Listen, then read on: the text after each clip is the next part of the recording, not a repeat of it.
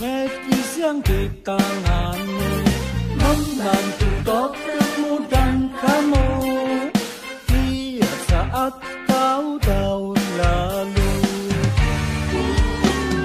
Jelas persepsi yang masih keliru jika paskesnya masih begitu.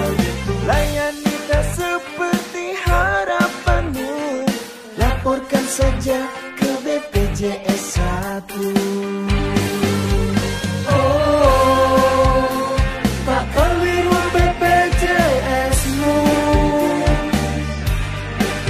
BPJS tidak urus itu, menjamin akses tanpa doa. Semoga kamu jadi tahu,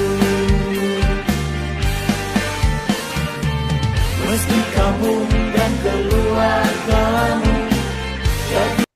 Assalamualaikum warahmatullahi wabarakatuh. Gimana Pak Waalaikumsalam Amin? warahmatullahi wabarakatuh. Sudah 7:30. Kita Ya, mulai ke bagaimana? Prof sudah siap belum ya? Assalamualaikum, Prof.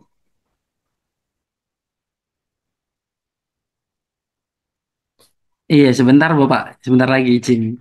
Oh, sebentar lagi. Oke. Kan Pak Angga. Baik Pak. Seperti yang eh, ini sudah diskusi kita yang ke-30. Kali ini Ikatan Cendekiawan Asuransi Indonesia mengangkat tema Jaminan Kesehatan Nasional dan Tantangan Inflasi Kesehatan. Terima kasih kepada Bapak Ibu yang sudah hadir dalam diskusi malam ini. Tentu sebuah kebanggaan diskusi ini dapat dihadiri oleh Prof. Gufron dan Bapak Ibu narasumber semuanya.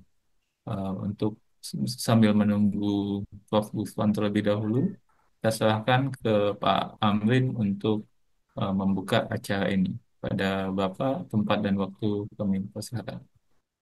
Baik, terima kasih. Assalamualaikum warahmatullahi wabarakatuh. Waalaikumsalam. Alhamdulillah, alhamdulillah alamin, wassalatu wassalamu ala mursalin, Sayyidina Muhammadin wa ala alihi wa sahbihi atma'in nambadu. Kita panjatkan puji syukur kepada Allah SWT pada hari ini malam Kamis ya, hari tanggal 22 Januari 2025. Alhamdulillah Ikatan Cendekiawan Nasional Indonesia ICAI dapat melaksanakan kegiatan kajian online-nya yang sudah ke-30 ya, dengan tujuan kita memberikan literasi atau sosialisasi mengenai asuransi, baik asuransi jiwa, asuransi kerugian, atau asuransi syariah serta asuransi sosial yang kepada masyarakat agar masyarakat Indonesia melek akan asuransi ya. Mereka tahu apa manfaat asuransi ya, terutama malah hari ini kita akan bahas masalah JKN ya, yang sedang ramai dibicarakan di beberapa media. Sebentar lagi Prof bicara di salah satu TV ya Prof ya. Kemudian juga kemarin dari India kan membahas sama dan banyak sekali masalah-masalahnya mereka dengan JKN dan ditambah dengan adanya inflasi ya. Terima kasih kepada para narasumber, terutama pada Bapak Profesor Ali Gufron Mukti, kemudian Profesor Hasbullah Tabrani, kemudian Bapak Supriyono ya dari OJK, serta teman kita dari Pak Fajarudin dari Asosiasi Rumah Sakit Swasta Indonesia. Kami mengharapkan adanya saran, masukan dari teman-teman ya peserta ICAI untuk tema-tema yang akan datang atau bahas-bahasan apa yang akan bagus kita kita bahas untuk kemajuan ya, kita bersama ya.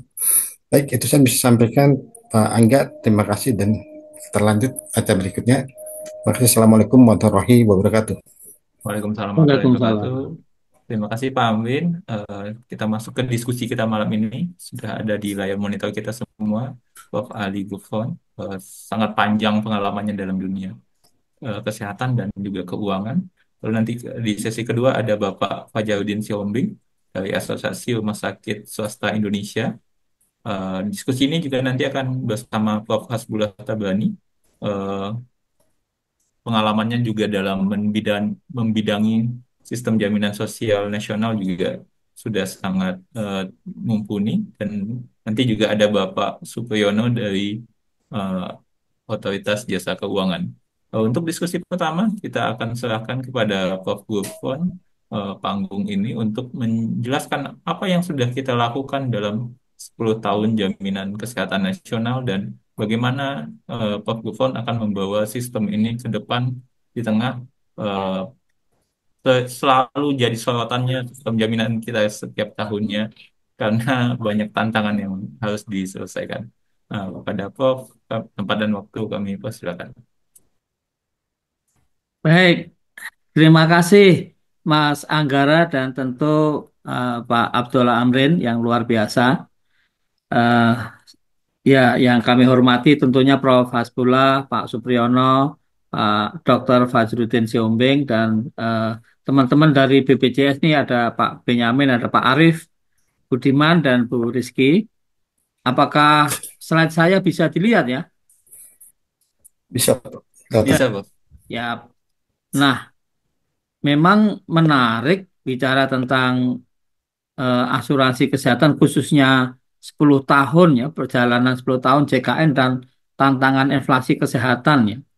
Nah, untuk diketahui bahwa perjalanan ini cukup lumayan ya. Kalau dengan Prof. Hasbullah saya udah lama kenal ya, jadi masih kita diskusi di apa Los Angeles yang banjir, yang kebakaran sekarang ini sampai ya diskusi di mana-mana lah Pak gitu.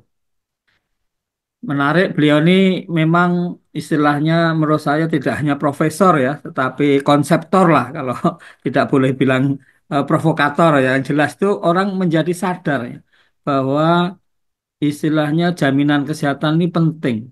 Kalau saya boleh sampaikan ini, Pak Abdullah Amrin dan tentu Mas Anggara dan yang lain-lain, dari reformasi, kemudian yang bisa kita rasakan ya hasil reformasi sampai sekarang itu nilai-nilai kebangsaan yang bisa betul-betul kalau istilah Prof. Hasbullah dulu ta'awun gitu ya. Itu artinya gotong royong ya, nilai-nilai gotong royong dirasakan ratusan penduduk ya. Bangsa Indonesia ini ya JKN ini menurut saya. Kalau cari yang lain agak sulit. Mas Anggoro bisa nggak cari yang lain gitu? Apa itu program yang konsepnya itu gotong royong, tapi bisa dirasakan ratusan juta penduduk gitu. Nah tentu sebelum ke sana, izinkan kami membacakan pantun dulu ya. Kue berwijen namanya onde-onde. Sedap rasanya dimakan untuk sarapan. Usia program ZKN sudah 1 dekade. Mari bersama kita perkuat barisan. Si Dede doyan ngonten, bikin vlog kuliner di Jakarta. 1 dekade program JKN, ayo bahas di ICAI bersama-sama. Nah, tentu ini kalau kita mengingat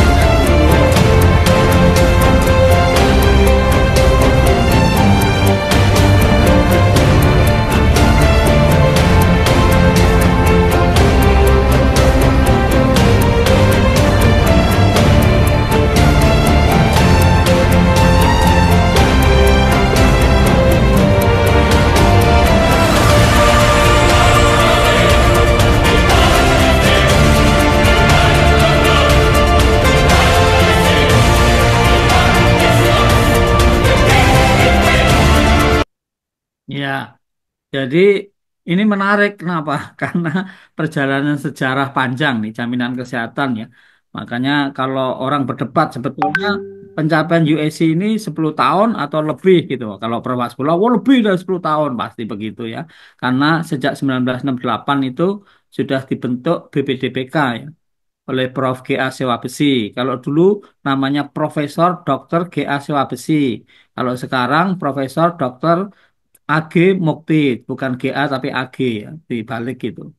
Itu. Nah, memang menarik karena apa? Karena sebetulnya ya waktu itu ya kami bersama-sama Prof. Hasbullah juga saya ditugasi sebagai ketua tim persiapan BPJS 2014 jadi dan diresmikan dan 2021 ya kami masuk BPJS masih sudah bagus teman-teman semua ada karena ya mulai cash flow-nya bagus ya. Tapi asetnya itu masih defisit waktu itu 5,6 triliun ya. Nah, setelah satu dekade memang menarik karena orang-orang juga baru dan lain sebagainya ya.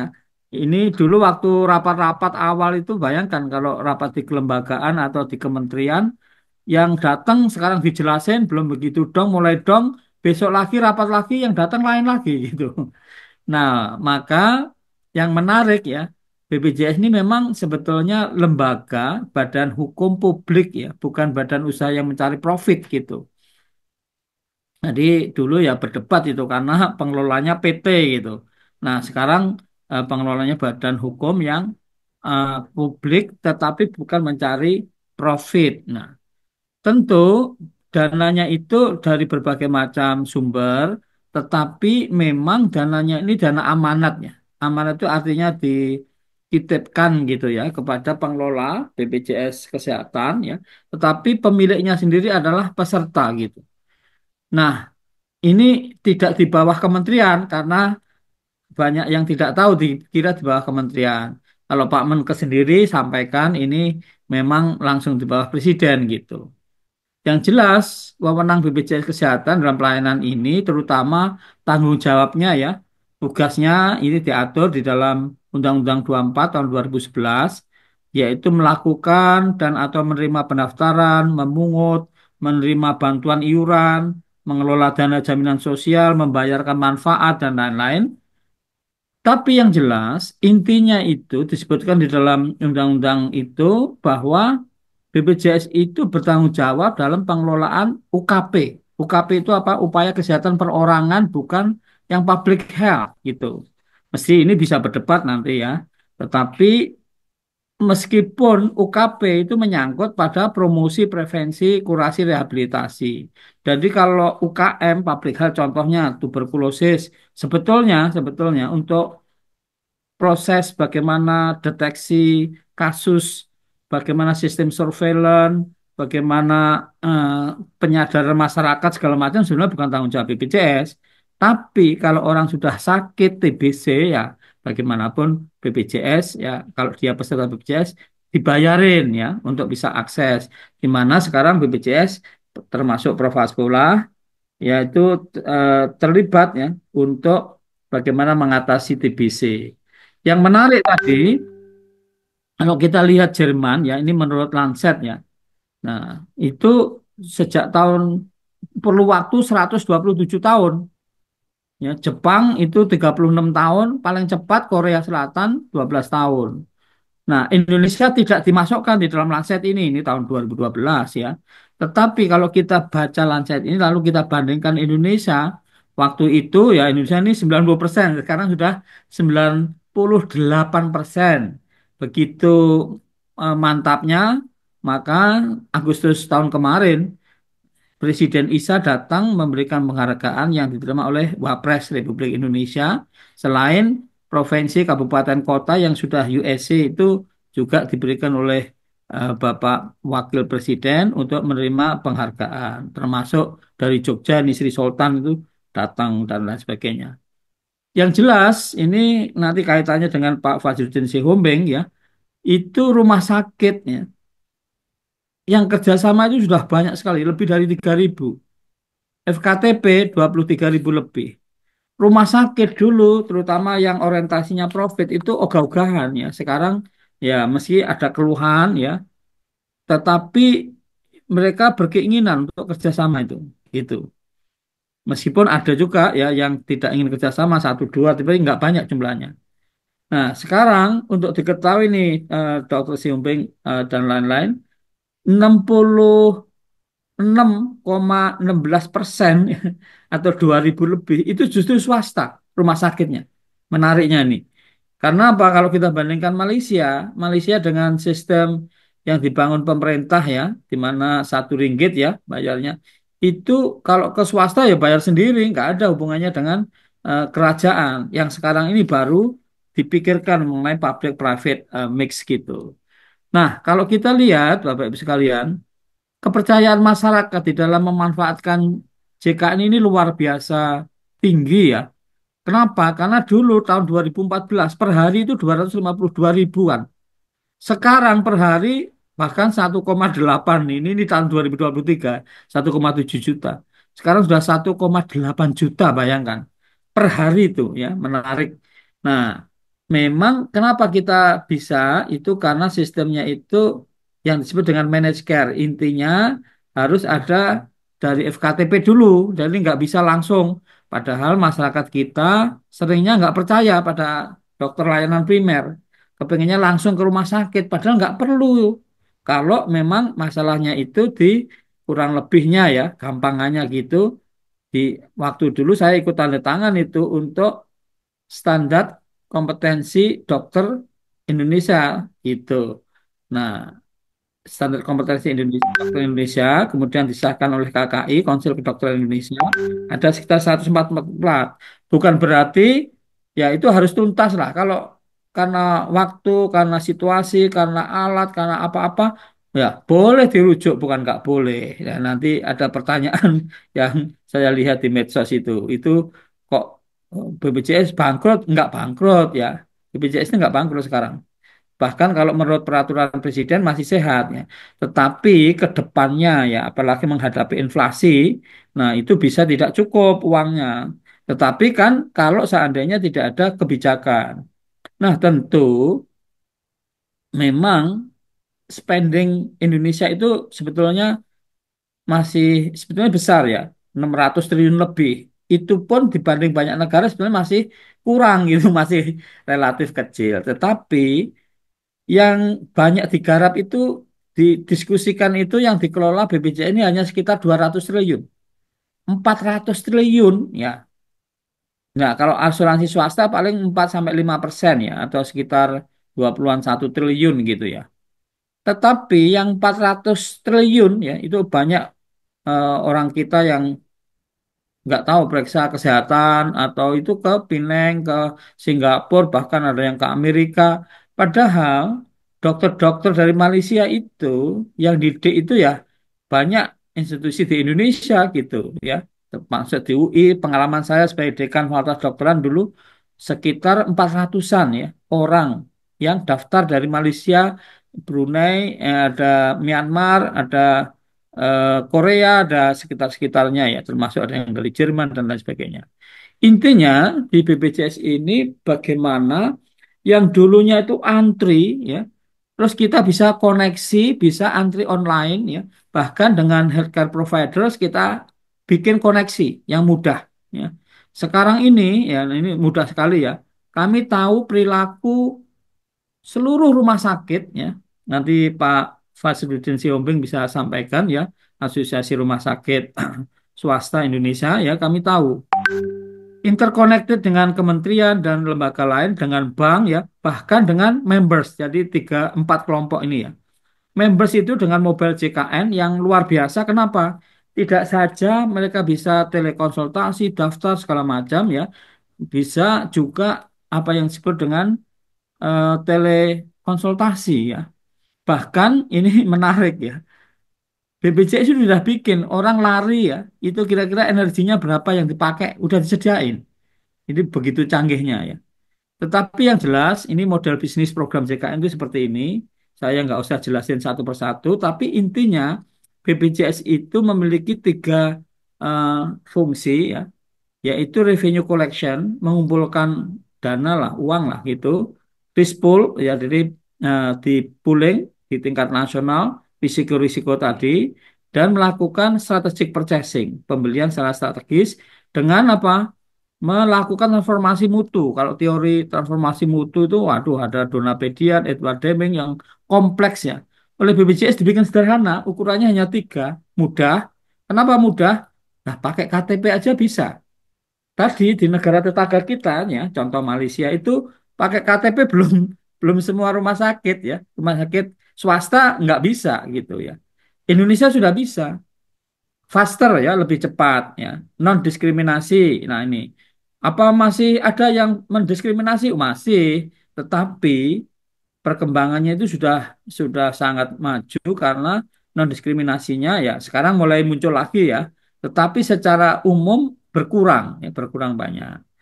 Nah, yang menarik, nah ini senangannya Prof. Hasbullah itu kita menjadi single scheme dulunya 300-an lebih itu ya. Ada jam kesda, ada macam-macam ya, karena proses mencari bentuk dulu.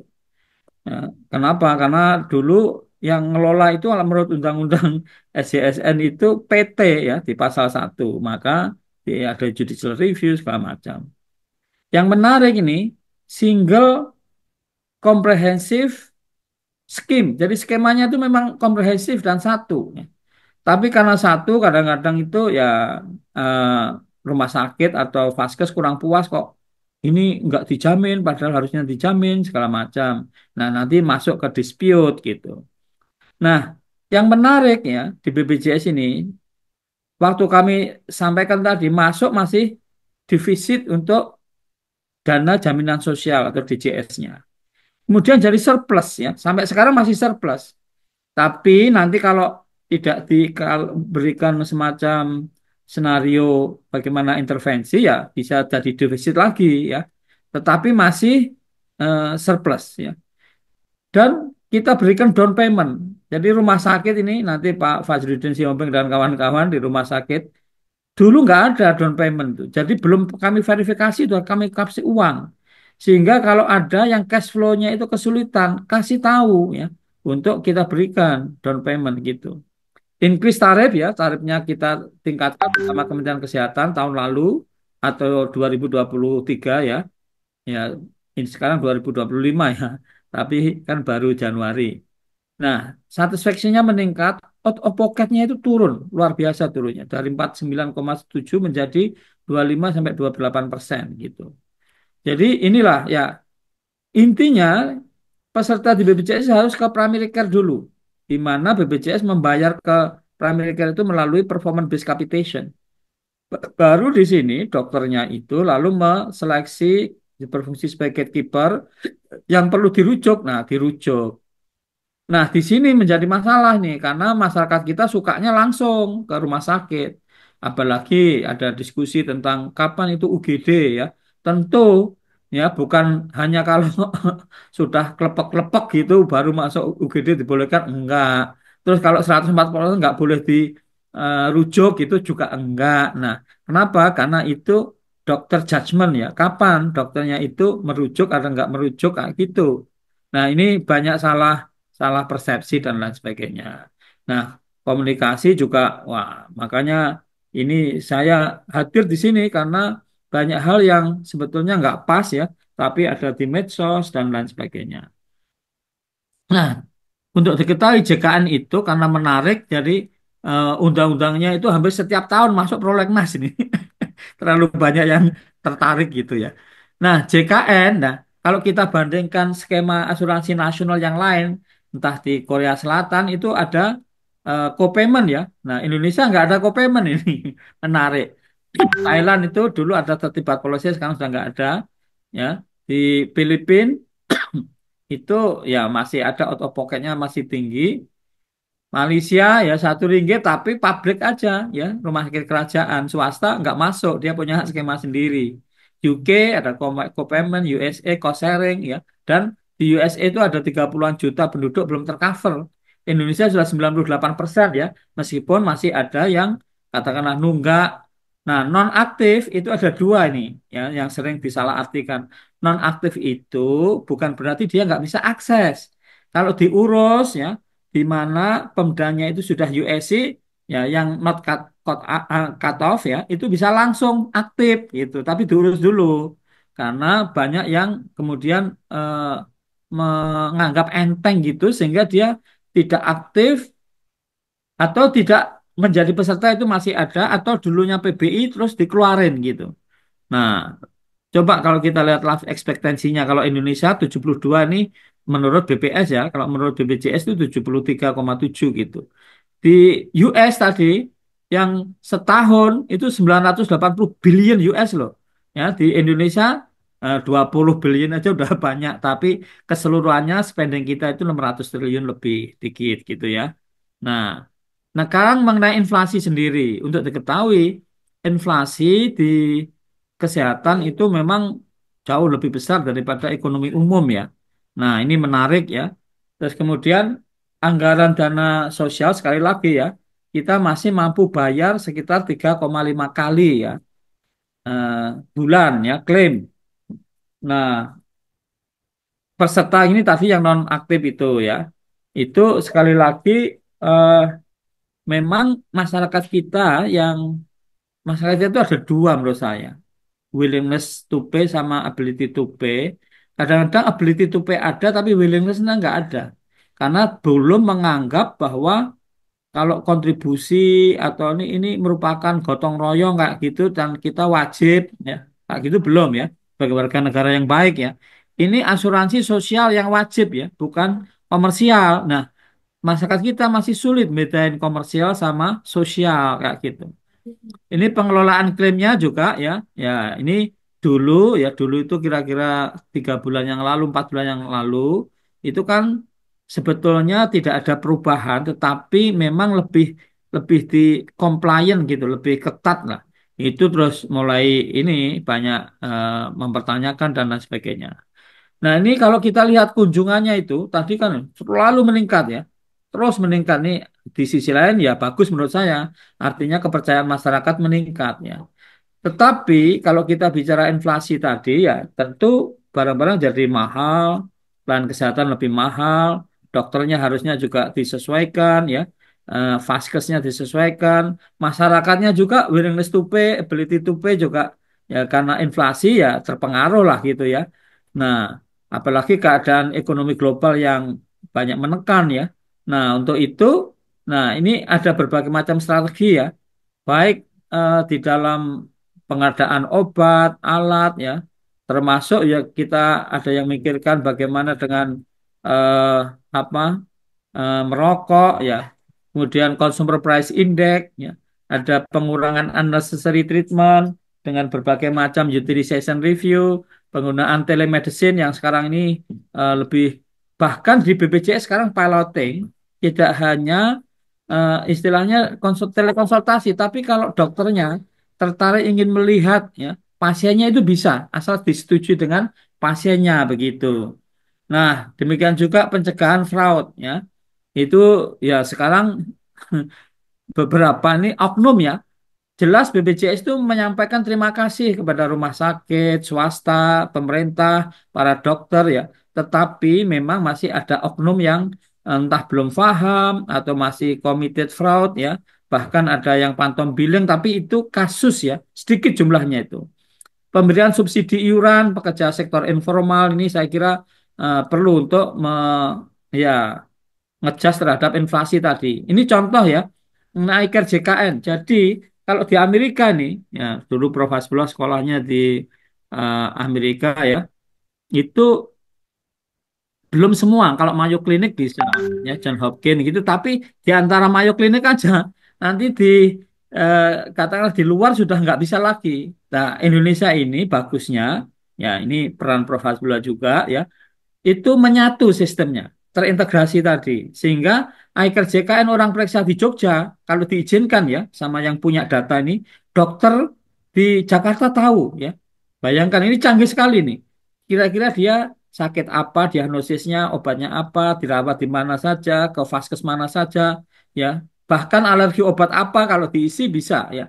Nah, yang sering tidak tahu ya, itu ada BPJS 1. Karena ada keluhan di rumah sakit ini kok banyak pasien nanya-nanya, harusnya kan ada petugasnya lah.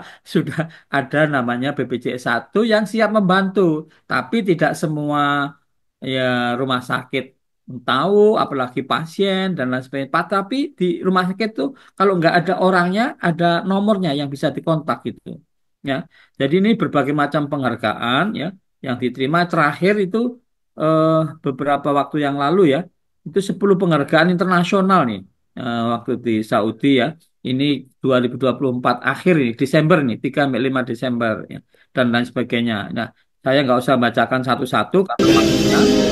Tapi yang jelas berbagai macam penghargaan itu diterima karena dianggap Indonesia ini luar biasa lah Kak gitu ya.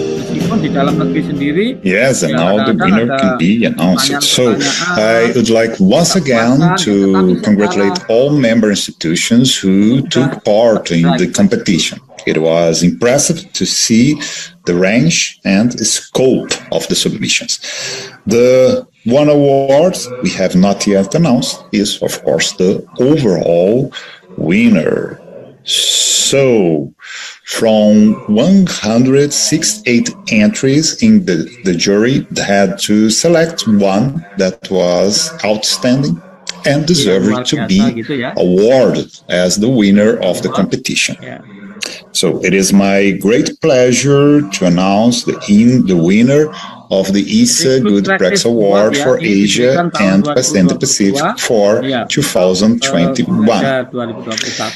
The winner is the Social Security Administrating Body for Health, BPJS Kesehatan Indonesia, for its national health. Jadi udah banyak sekali ya dari berbagai negara ini pada datang lihat ya.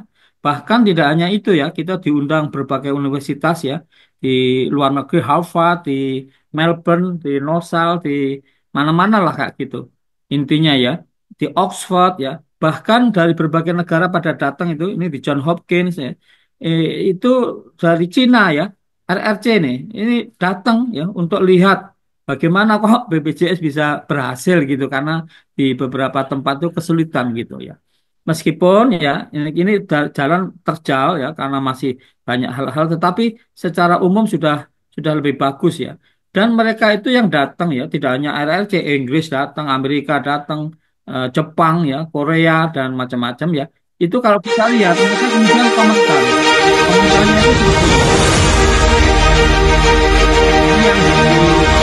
coming to see the command center. I found the command center also something that is remarkable. I mean, that it helps you to get a feel of what is happening on the ground and then how it is being used also to drive the movement and all. I think I'm highly impressed. So to come back to Indonesia and to see BPJS now and what it's achieved is really quite impressive. So I congratulate everyone who's worked on BPJS. It's amazing to see the level of coverage across the country and to see the attention to equity and meeting the needs of the population. And I think I'm still learning about BPJS, but what I can say is I'm impressed with how much it is innovating and testing and experimenting with new things. To me, the things that are most exciting are the things that make healthcare different for the individual. So making access easier, bringing services closer to the individual or to the community. I think the ways that BPJS is innovating and finding ways to do that, that's what impresses me most. Impressive. So the coverage that BPJS has is something that many countries aspire to achieve. So in many ways, it's a place that we can look to learn and see what's being done here that we might be able to transfer and use in other parts of the world that are not as far along in different aspects of health. The integration between levels of the health system, from providers to BPJS, is something that's really stood out. So the way that the technology has been used and information is shared to provide better care for the population is something that's been really impressive, and I'm excited to learn more about it. I was very impressed by the digital transformation, and I can't imagine how they handled 1 million insurance claims a day. So I was very impressed by how efficient the leadership, how efficient the management of everything was. So I think Indonesia's experience with DKN has not only been aspirational, but it's also been inspirational to a lot of countries which come from the same context, lower middle income countries that are aiming to achieve universal health coverage.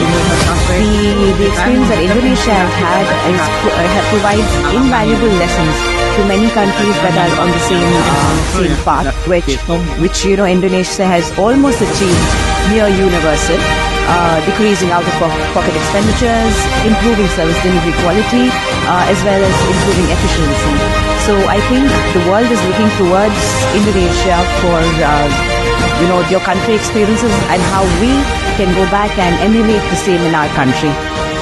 BPJS keren. BPJS Kesehatan keren. BPJS Kesehatan keren. Mereka BPJS orang Amerika tidak semuanya karena eh, masih banyak hal yang katakanlah maunya itu luar biasa kalau bisa gratis ya nggak usah bayar semuanya dikasih kayak gitu ya pertanyaannya duitnya dari mana kan gitu. Nah jadi ini tentu dukungan pemangku kepentingan Vaskes ya kalau saya maunya sih nanti Pak Siombing ya kita kasih yang lebih apalagi inflasi segala macam ya. Sinergi komitmen tetapi kan tidak bisa BPJS itu bukan penentu sendiri bukan ya. Nah, itu ya. Nah, ini maka seluruh peserta pemangku kepentingan harus bekerja sama. Yang terakhir nih Bapak Ibu sekalian ya, kita harus memberdayakan masyarakat, masyarakat paham ya, dan bagaimana sebetulnya tentang BPJS itu. Nah, kita juga bersyukur karena berbagai penghargaan telah diterima ya. Kita sampaikan terima kasih kepada teman-teman di rumah sakit ya. Nah, penghargaan ini kadang-kadang yang anak-anak muda nggak tahu milenial itu. Maka ini milenial ini diberikan lagu itu ada meng-hire yang harus mahal bayarnya nggak ada ada sendiri.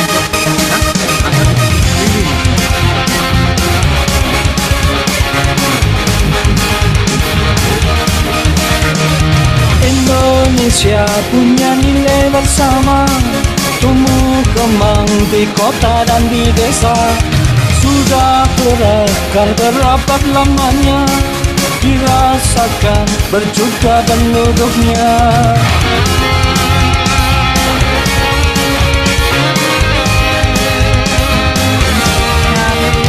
Nilai itu adalah gotong royong, dengan itu semua jadi tertolong. BPJS kesehatan wujudkan cita-cita bangsa Indonesia.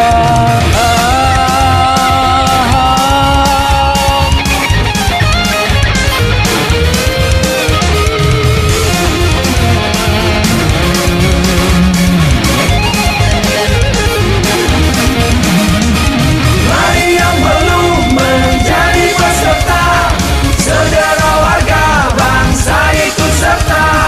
JKN jadi perhatian dunia, seluruhnya bisa akses lebih merata.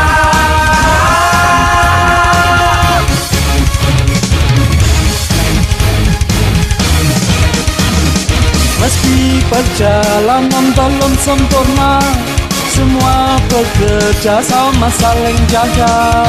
Banyak inovasi dan kerja nyata, kemiskinan berkurang signifikan. Banyak penghargaan yang diterima, kali ini bisa mengguncang dunia. BPJS berhasil mengubah semua, doa kita semoga Nobel diterima.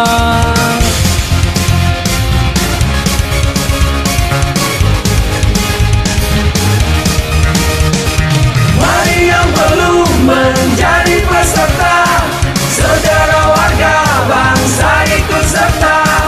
JKN jadi perhatian dunia, seluruhnya bisa akses lebih merata. Mari yang belum menjadi peserta, saudara warga bangsa ikut serta. JKN jadi perhatian dunia, seluruhnya bisa akses lebih merata.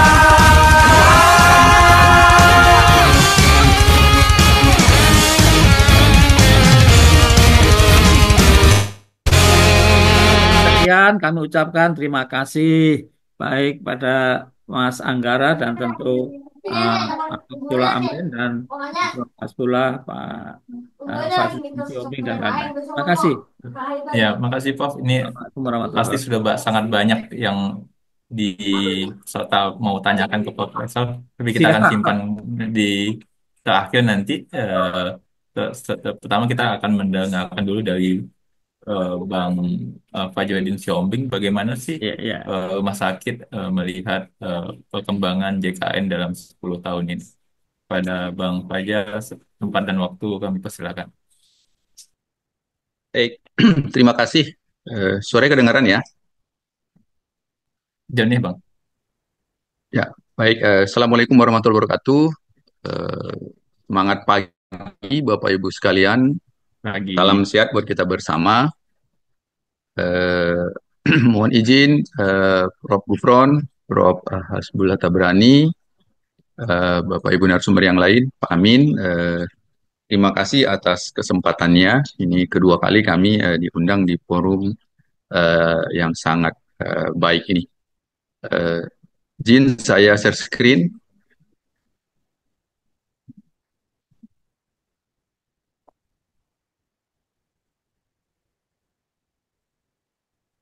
Lihat Bapak Ibu.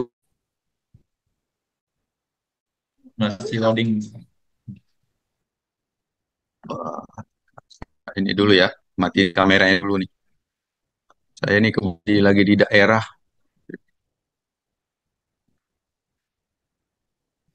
Kelihatan?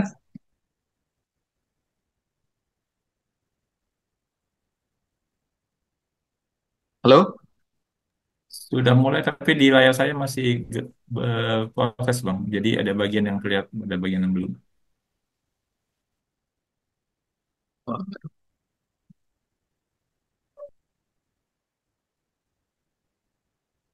Sudah? Harus sudah, Bang. Sudah. Sudah. Separuh-separuh. Sudah ya? Baru separuh. Separuh. Waduh, bodi saya penuh ya? Sudah. Salah. Sudah, Bang. Sudah ya. Jadi baik, mohon izin saya diminta menyampaikan terkait perjalanan 10 tahun JKN, Jaminan Kesehatan Nasional, dan tantangan inflasi kesehatan seperti apa. Tentu ini dari sudut pandang Asosiasi Rumah Sakit ya. Kelihatan ya? Sudah, Bang. Tapi tidak sempurna. Sudah ya. Cakupan, jadi kita mulai. Cakupan dari satu dasawarsa JKN ini atau 10 tahun JKN. Dari sisi makronya, Bapak Ibu, cakupan kepesertaan meningkat. Itu kita akui. Akses pelayanan meningkat. FKTP provider meningkat. FKTRL provider ini rumah sakit tingkat 1, tingkat 2 dan tingkat 3 juga meningkat. Iuran pasti meningkat juga ya. Dengan makin banyak peserta, collecting iuran juga akan meningkat jumlahnya. Nah, kolektivitas iuran, nah ini yang perlu kita tanda tanya. Saya sama sekali belum pernah melihat gimana sih kalau grafik cakupan kesetaraan pasti meningkat dari tahun ke tahun, kita udah sering melihatnya. Ya, paparan dari Kementerian Kesehatan atau lembaga terkait. Akses pelayanan pun meningkat dengan bertambahnya jumlah provider, baik FKTP maupun FKTRL dalam ini rumah sakit. Sudah sering kita melihat grafiknya seperti apa. Iuran meningkat, ya. Kolektivitas iuran ini kita belum pernah ngelihat nih seperti apa kolektivitasnya. Apakah baik atau bagaimana. Isu defisit ini juga berhembus kalau kami di rumah sakit sering mendengar, tapi alhamdulillah Pak Prof. Gufron di BPJS sudah mengklarifikasi ya. Jadi minggu-minggu yang lalu kita sudah lihat apa namanya baik video pendek beliau ataupun beberapa paparan beliau terkait dengan isu defisit ini. Karena buat kami rumah sakit, isu defisit ini sangat penting karena ini keberlanjutan ya, keberlanjutan pelayanan dan keberlanjutan dari operasional rumah sakit. Ya, alhamdulillah ini terklarifikasi bahwa isu defisit ini masih aman kalau saya lihat beberapa paparan itu sampai 2026 gitu ya. Nah, cuman pengendaliannya seperti apa. Nah, dampak dari itu Bapak Ibu semua peningkatan-peningkatan yang terjadi tadi itu menyebabkan pembiayaan meningkat. Pasti spending akan meningkat. Nah, kualitas layanannya seperti apa? Nah, ini yang mungkin secara ilmiah ini perlu dibuatkan penelitian tersendiri apakah kualitas pelayanan kita dengan peningkatan akses, peningkatan cakupan, paskesnya meningkat, iuran meningkat, itu apakah ada dampak yang signifikan pada kualitas pelayanan. Nah, terus di bawahnya ini ada kita membaca beberapa berita dan juga beberapa tulisan-tulisan terkait dengan jumlah WNI berobat ke luar negeri terus meningkat. Nah, konon katanya devisa yang mengalir itu hampir sama dengan pembiayaan JKN dalam 1 tahun. Ya, sementara WNI yang berobat ke Malaysia di beberapa media menyatakan jumlahnya hanya 2 juta orang. Sementara BPJS membiayai ratusan juta penduduk Indonesia. dengan jumlah transaksi harian saja pun sudah jutaan gitu ya. Nah, ini tentu pertanyaan-pertanyaan ini menjadi PR buat kita di era satu dasawarsa atau 10 tahun program strategis pemerintah yaitu Jaminan Kesehatan Nasional ini. Ini PR bersama buat kita Bapak Ibu sekalian. Nah, apakah program JKN sudah menjadi pilihan masyarakat untuk mendapatkan pelayanan kesehatan? Atau sebatas terlayani karena tidak ada pilihan? Atau tidak punya kemampuan untuk memilih? Ini mungkin perlu kalau kita ingin peningkatkan apa namanya JKN ini betul-betul menjadi program prioritas pemerintah, mestinya hal-hal yang seperti kotak di bawah ini harus kita dalami lebih dalam lagi ya, seperti apa kondisi real terkini dengan satu dasawarsa JKN. Kalau memang butuh apa namanya perbaikan regulasi misalnya ataupun perbaikan di bidang-bidang lain ya kita bisa lakukan bersama-sama. Nah, pertanyaan di kotak bawah ini adalah terutama untuk teman-teman kita masyarakat-masyarakat yang memang di wilayah-wilayah tertentu itu apa namanya tidak ada pilihan lain selain pakai program JKN. Dan rumah sakit pun hanya melayani rumah sakit apa namanya melayani JKN di rumah sakit tersebut. Misalnya Paskesnya hanya ada melayani JKN. Nah, ini perlu penelitian lebih lanjut ya Bapak Ibu sekalian untuk mengimbangi peningkatan akses, cakupan kepesertaan, peningkatan jumlah provider dan apa yang lainnya yang ada di kolom sebelah kiri ini. Nah, dari sisi satu dasawarsa JKN dari sisi fasilitas kesehatannya, ini yang diskusi kami di Asosiasi Rumah Sakitan adalah FKTPT yang diputus kerjasama bagaimana datanya? Tentu diputus atas dasar yang jelas BPJS memutusnya. Ya, pasti ada alasan yang kuat untuk memutus itu. Nah, jumlahnya makin bertambah atau berkurang dengan 10 tahun JKN. Kalau ternyata grafiknya bertambah, berarti something wrong. Rumah sakitnya atau paskesnya belum berubah. Atau paskes dan ininya itu belum beradaptasi gitu ya. Ada apa? Kenapa bisa begitu? Pengembalian kapitasi untuk FKTP. Ini meningkat nggak dari tahun ke tahun? Karena sesuatu hal, baik itu sebab dari paskesnya sendiri atau faktor dari eksternal yang harus diikuti oleh paskes ya. Kemudian rumah sakit FKTRL yang diputus bersama meningkat atau tidak dengan berjalannya waktu 10 tahun ini.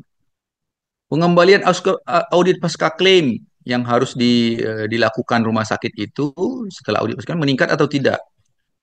Kalau meningkat berarti ada sesuatu yang belum berubah berarti. Belum bisa adaptif dengan regulasi. Kalau karena regulasi harus mengembalikan.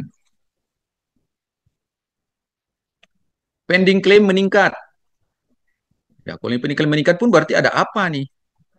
Apa kita tidak ada belajar, tidak ada pembelajaran selama 10 tahun JKN ini? Kalau dia meningkat terus. Atau dari sisi BPJS-nya, verifikasi klaimnya semakin ketat. Gitu. Sehingga pendingnya semakin meningkat. Sebelum-sebelumnya kurang ketat misalnya, makin ke sini, makin 10 tahun JKN makin meningkat, sehingga pending pun meningkat. Claim dispute seperti apa kondisinya? Ya, tentu pasti dispute terjadi karena ada ketidaksepahaman antara pemberi layanan dalam hal ini paskes dengan verifikator. Kalau ini terjadi, seperti apa kondisinya? Ada nggak grafiknya ini untuk pembelajaran buat kita? Kemudian klaim tidak layak, bagaimana kondisinya? Makin meningkatkah atau biasa-biasa saja atau menurun? Nah, sehingga Bapak Ibu, kemampuan Paskes dalam meningkatkan pelayanan itu bagaimana dengan 10 tahun JKN? Oke, jumlah Paskesnya meningkat yang kerjasama dengan BPJS. Jumlah rumah sakit di Indonesia meningkat. Nah, kemampuannya itu apakah pelayanan yang standar-standar saja atau memang menyentuh pelayanan-pelayanan yang high teknologi misalnya. Oke, sekarang kita mendengar pemerintah dalam hal ini Kementerian Kesehatan gencar-gencarnya untuk menambah mensubsidi ataupun apa namanya mensuplai alat-alat canggih itu cath lab gitu ya, dan alat-alat lain itu ke rumah sakit RSUD di seluruh Indonesia ini. Ya, tentu aksesnya akan bertambah. Nah, kemampuan DJS dalam hal ini untuk mengcover penambahan akses itu bagaimana kondisinya? Pertanyaan berikutnya, kan masih 64% rumah sakit Indonesia rumah sakit swasta. Ini mau dikemanakan? Kalau rumah sakit pemerintah yang sudah disubsidi, terus dapat penambahan alat lagi, terus nanti mengklaim ke BPJS, dibayar BPJS, ya ini kan ada sesuatu yang tidak pas menurut saya di sini. Ya, rumah sakit swasta yang mencari pinjaman sendiri untuk membangun mengembangkan tanpa subsidi, kemudian rumah sakit pemerintah dalam hal ini RSUD ataupun vertikal disubsidi sedemikian rupa, terus tambahi alat, terus mengklaim ke BPJS, dibayar BPJS. Ini ada sesuatu yang perlu kajian ya Bapak Ibu sekalian. Apa memang nanti peran swasta itu nanti sudah tidak perlu lagi atau seperti apa? Terus dampaknya terhadap semua tadi itu bagaimana? Apakah dengan 10 tahun JKN ini WNI yang selama ini buat keluar negeri itu bagaimana pengaruhnya? Tapi kenyataannya di kita kan di berita-berita ini kenapa ini ya? Ada tulisan-tulisan Pak Pak Robi. Robidi, Iya, mohon maaf Pak. kok bisa ya Mungkin nulis? admin bisa matikan aksesnya. Bisa nyoret-nyoret di paparan saya ini. Tapi satu doang supaya nggak bisa ke sana. Kumpulin aja nih. Maaf, Ya, jadi ya, Pak. apa ini ya? Mudah-mudahan bukan sabotase ya. Eh, jadi ini pertanyaan-pertanyaan ini semata-mata untuk perbaikan JKN Bapak Ibu sekalian. Semangatnya untuk perbaikan JKN, bukan untuk yang lain-lain, agar kita sama-sama bisa mendukung dan mensukseskan program prioritas pemerintah di bidang kesehatan ini. Ya, ini buat rumah sakit juga, apakah betul program JKN sudah menjadi pilihan rumah sakit untuk tumbuh dan berkembang, atau sebatas operasional berjalan karena tidak ada pilihan lain, karena 98% penduduk Indonesia ini sudah menjadi peserta JKN gitu misalnya. Ini pertanyaan-pertanyaan ini Bapak Ibu perlu kita dalami. Semata-mata ya tadi pertanyaan di atas, apakah mutu pelayanan di Indonesia ini, pelayanan kesehatan Indonesia ini betul-betul bisa meningkat. Nah, tentang tantangan inflasi ini, jadi inflasi kesehatan ini pada pertemuan pertama juga sebagian sudah saya paparkan ini tentang inflasi kesehatan. Kita sama-sama tahu memang inflasi kesehatan itu meningkat terus dengan berjalan waktu, apalagi karena dampak dari COVID kemarin, peningkatannya setelah COVID sangat signifikan. Kemudian di Bapak Ibu masih ada coret-coretan nggak ya? Di saya masih ada terus coretan ini. Masih ada coret-coretannya, Pak. Waduh, kenapa ini ya? Admin bantu. Padahal saya nggak ngapa-ngapain ini. Ada Ya, jadi anak-anak ikut itu. kenapa? Ada anak-anak yang ikut terus nyoret-nyoret. Baik, Pak. Ya, oke, kita lanjut aja ya. Jadi inflasi ini ya di grafik ini juga menggambarkan betapa tingginya inflasi yang akan terjadi sampai tahun 2023 itu 13,6%. Tentu berjalan waktu ini akan meningkat kalau kita tidak bersama-sama untuk mengendalikannya. Nah, di slide ini juga ini semua slide dari Kementerian Kesehatan yang saya cuplik ya. Di situ sumbernya jelas dari Kementerian Kesehatan. Tergambar di sini bahwa skema publik itu masih lebih tinggi daripada skema non publik. Ya, publik ini artinya dari Pemda, dari BPJS Kesehatan, kemudian dari kementerian lembaga atau skema dari Kementerian Kesehatan. Tapi peran yang di atas ini, yang 42,8% itu mestinya Bapak Ibu, kita harus buka peluang agar peran ini bisa meningkat. Meningkat dalam arti menopang program JKN, bukan berarti dia lepas ya, tapi menopang program JKN. Nah, minimal Saya yakin yang di atas ini sebagian itulah yang apa namanya, yang mungkin akan tadi pilihan berobatnya ke luar negeri. Ya, ketika pilihan berobat pertama ke luar negeri, misalnya ternyata ditemukan penyakit-penyakit tertentu yang butuh pelayanan lebih lanjut, eh, habis di luar negeri baru dilanjutkan dengan BPJS misalnya gitu. Di lapangan kita menemukan seperti itu juga. Ada yang habis dari Malaysia, lanjutannya misalnya dari Penang, lanjutannya pakai BPJS Indonesia ini. Itu ada di lapangan di teman-teman apa namanya rumah sakit, gitu ya. Nah, ini kita harus mengupayakan sedemikian rupa supaya mereka memang pilihan pertamanya itu adalah program JKN yang dengan combine dengan skema non JKN-nya, apakah dengan COB ataukah dengan yang lain-lainnya ya, atau memang kalau memang kajiannya sudah mumpuni sudah cukup, apa memang urun biaya mungkin itu lebih diperluas gitu supaya eh, orang-orang yang selama ini pergi ke luar negeri itu merasa memang mereka bisa mendapatkan lebih dengan JKN yang dikombin dengan program yang lain. Ya. Nah, ini beberapa berita Bapak Ibu terkait dengan inflasi kesehatan di Indonesia ini, ya, yang menggambarkan memang berjalan waktu ini semakin meningkat. Ini tentu jadi warning buat kita bersama-sama. Bagaimana supaya kita bisa mengendalikan inflasi ini, ya, supaya tidak menjadi eh, beban yang suatu saat ini akan menjadi sangat berat buat pemerintahan, buat negara kita.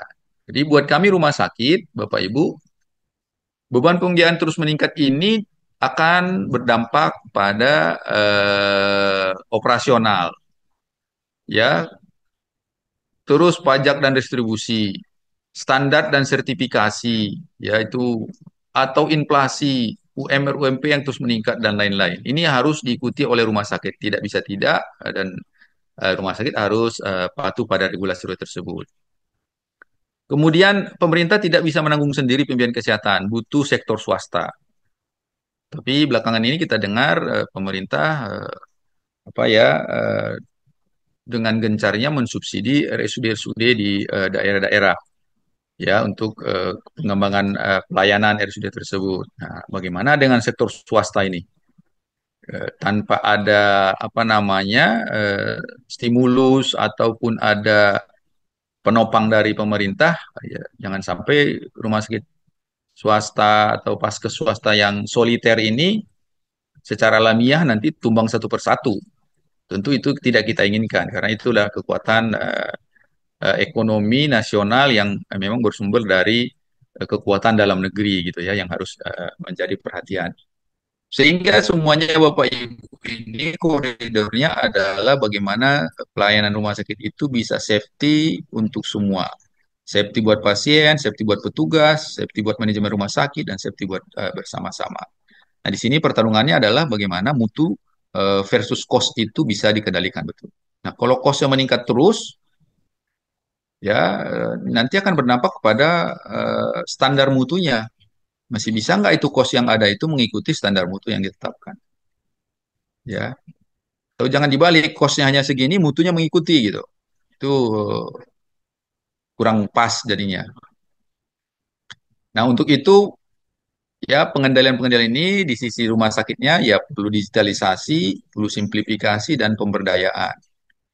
Ya, jadi sektor swasta ini mohon juga bisa dibantulah dalam hal ini apa eh, pajaknya yang selama ini alat-alat medis itu masuk kategori pajak barang mewah gitu. Bagaimana caranya supaya beban-beban itu bisa dapat stimulus lah dari pemerintah.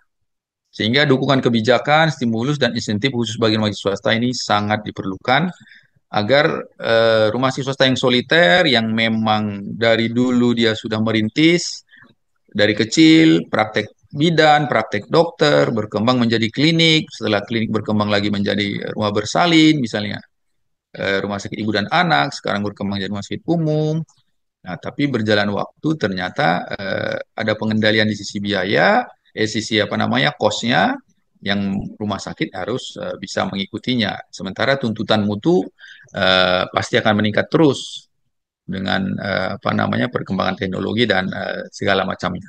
Nah, itu Bapak Ibu paparan dari saya pada malam hari ini. Untuk itu mungkin kita nanti bisa lanjut dengan diskusi ya. Baik, terima kasih Bapak Ibu sekalian.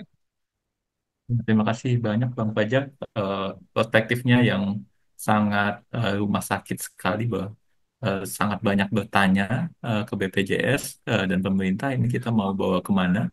Tapi mungkin kita akan diskusikan ini nanti setelah sesi terakhir. Kita terlebih dahulu akan ke Prof. Asbullah.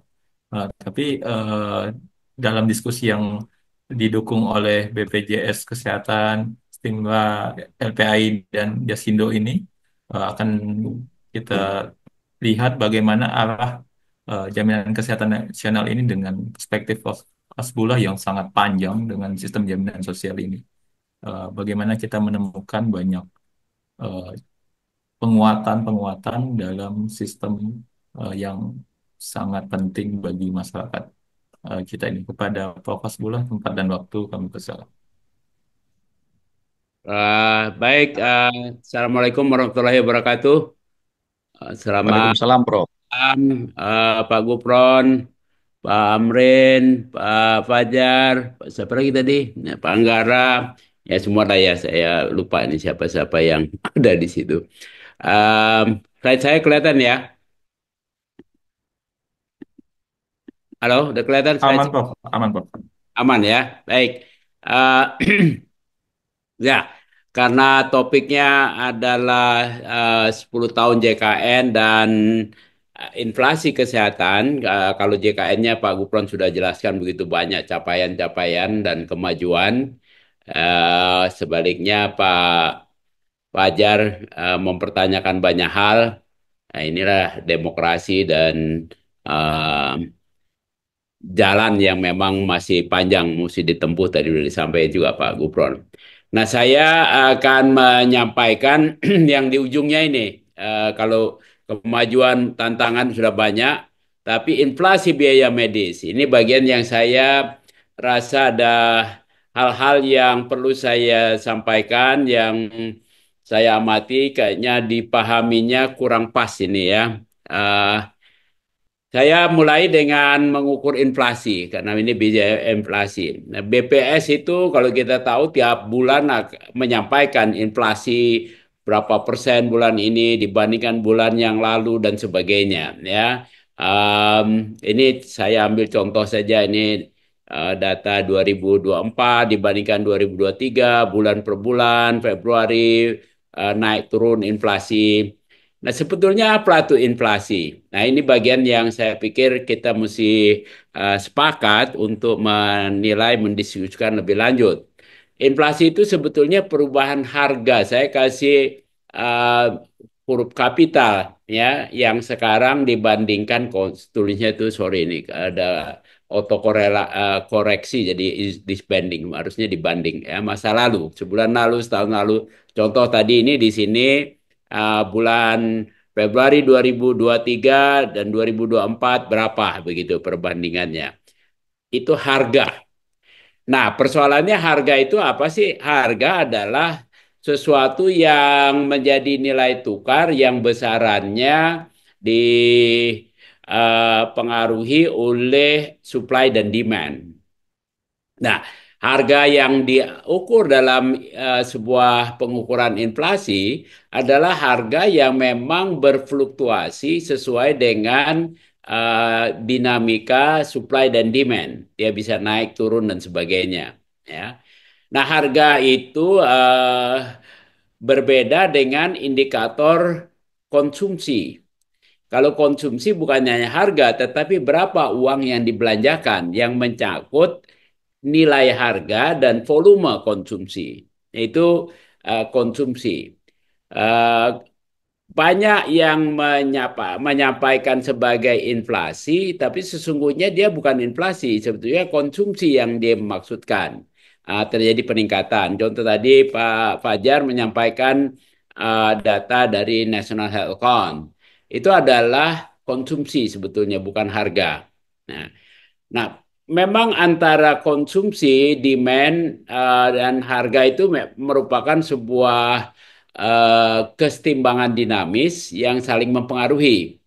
Tapi pada waktu kita bicara inflasi, maka fokus utama sesuai dengan definisinya adalah perubahan harga yang tidak termasuk konsumsi. Nah, inilah contoh yang tiap bulan dikontrol oleh BPS karena pemerintah harus melakukan kendali jangan sampai inflasi terlalu tinggi dan sebagainya. Maka tiap bulan dikontrol.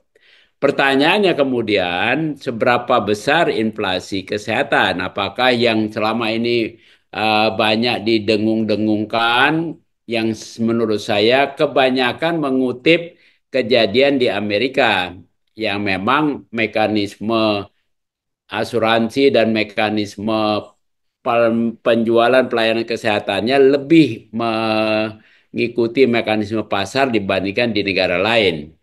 Kalau kita intip ini data BPS 2024, inflasi kesehatan, inflasi umum itu 2,75%, ya. Uh, Inflasi kesehatan 1,95%, lebih sedikit.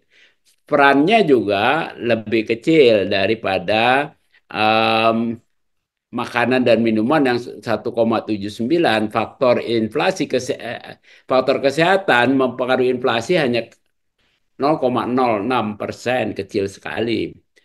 Nah, tapi pertanyaannya kemudian, kesehatan ini adalah sebuah komposit. Begitu banyak elemen atau faktor komponen yang diukur untuk kesehatan. BPS biasanya mengukur kesehatan dari surveinya yang ada harga obat dan sebagainya yang memang ada hubungannya dengan pasar. Tetapi sepanjang yang saya pantau, BPS tidak mengukur harga pelayanan kesehatan dari survei ke rumah sakit. Berapa konsultasi dokter setahun ini dan tahun depan berapa harga konsultasi dokter spesialis, spesialis A, spesialis B. Sehingga ini bisa jadi inflasi yang diukur ini hanya konsumsi produk-produk kesehatan yang ada di pasar. Ya, itu adalah fakta yang saya kira perlu um,